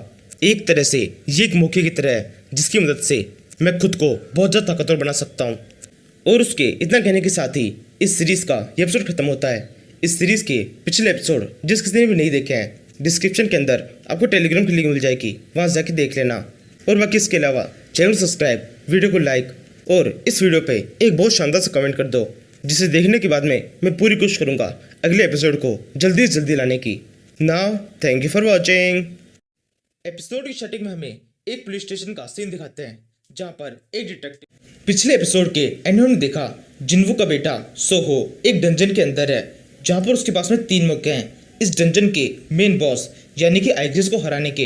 इन 3 मौकों में से 2 मौके वो यूज कर चुका है, यानी वो 2 बार आइग्रिस के हाथों बहुत बुरी तरह से मार दे चुका है। इसलिए सोहो अपने इस आखिरी मौके में अपना सब कुछ लगा देता है। वो सारे वेपन्स जो भी उसे मिलते हैं उन सभी को उठा लेता है और ये डंजन किस तरह से वर्क कर रही है इस बारे में समझने की कोशिश करता है, जिससे उसे पता चलता है वो जितने ज़्यादा मॉन्स्टर्स को मारता जाएगा उतनी ज़्यादा उसकी पावर बढ़ती जाएगी। यानी कि इसका मतलब उसे आखिरी बार आइग्रिस के सामने जाने से पहले जितने हो सके उतने मॉन्स्टर्स को मारना होगा और अपने लेवल को ज़्यादा से ज़्यादा बढ़ाना होगा। इसी उम्मीद में सोहो उसको जितनी भी एंटिटी उस डंजन के अंदर दिखाई देती है उन सभी को मार देता है। सबको मारने के बाद में सोहो को पहली बार सिस्टम विंडो शो होती है जिसके ऊपर लिखा है आपके लिए एक क्वेस्ट एक्टिवेट किया जा रहा है, क्या आप इसे एक्टिवेट करना चाहते हैं। सोहो बिना सोचे एक्टिवेट पर क्लिक कर देता है। उसके साथ करने के साथ ही उसके आसपास में 2 पोर्टल ओपन होते हैं जिनके अंदर से और भी मॉन्स्टर्स बाहर निकलते हैं। सोहो उन्हें देखकर बहुत खुश हो जाता है और फिर कहने लगता है और मॉन्स्टर्स आ गए, अब मैं इनसे भी फाइट कर सकता हूँ और इनकी मदद से भी अपना लेवल अप कर सकता हूँ। तभी वो सभी एंटिटीज सोहो को मारने के लिए अपनी अपनी स्किल्स यूज करना शुरू करते हैं।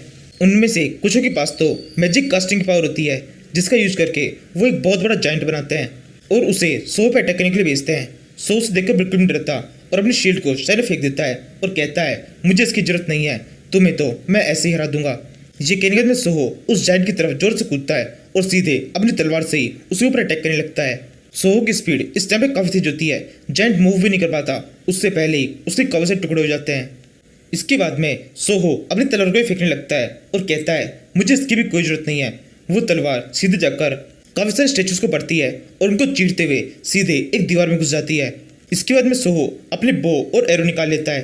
3-4 एरो सभी स्टेचूज के ऊपर काफी तेजी से फायर करता है, स्टेचूज मर जाते हैं। इसके बाद में सोहो उन बो और एरो को भी फेंक देता है और फिर उसके बाद में 2 खंजरों को निकालता है और उन दोनों से एक स्लैश एक मॉन्स्टर के ऊपर मारकर उन दोनों को 2 मॉन्स्टर्स के ऊपर फेंक देता है। इसी तरह से सब कुछ फेंकने के बाद में सोहो अपने आखिरी वेपन को निकालता है जो कि 2 ग्लव्स होते हैं और हंसते हुए कहने लगता है मुझे किसी भी चीज़ की जरूरत नहीं है जब तक मेरे पास में ग्लव्स है। इसके बाद में कुछ ही सेकंड में उस जगह के सारे मॉन्स्टर्स खत्म हो जाते हैं। सोहो को एक स्क्रीन शो होती है तुम्हारा लेवल अप हो चुका है। इस तरह से लेवल अप के मैसेजेस सोहो को कई बार शो होते हैं जिससे सोहो पहले मार्शल आर्टिस्ट और फिर उसके बाद में सोल स्ट्राइकर बन जाता है। सोल स्ट्राइकर लेवल पे पहुंचने के बाद में सोहो को रिवॉर्ड मिलना शुरू होते हैं। इतनी सारी एंटिटीज को मारने के कारण सोहो को 3 रिवॉर्ड मिलते हैं, एक ए रैंक का नेकलेस, एक ए रैंक की अंगूठी और एक एस रैंक का गॉन्टलेट। और साथ में इतना कॉन्फिडेंस कि सोहो को लगने लगता है वो अब आइग्रिस से फाइट कर सकता है और शायद उसे जीत भी सकता है।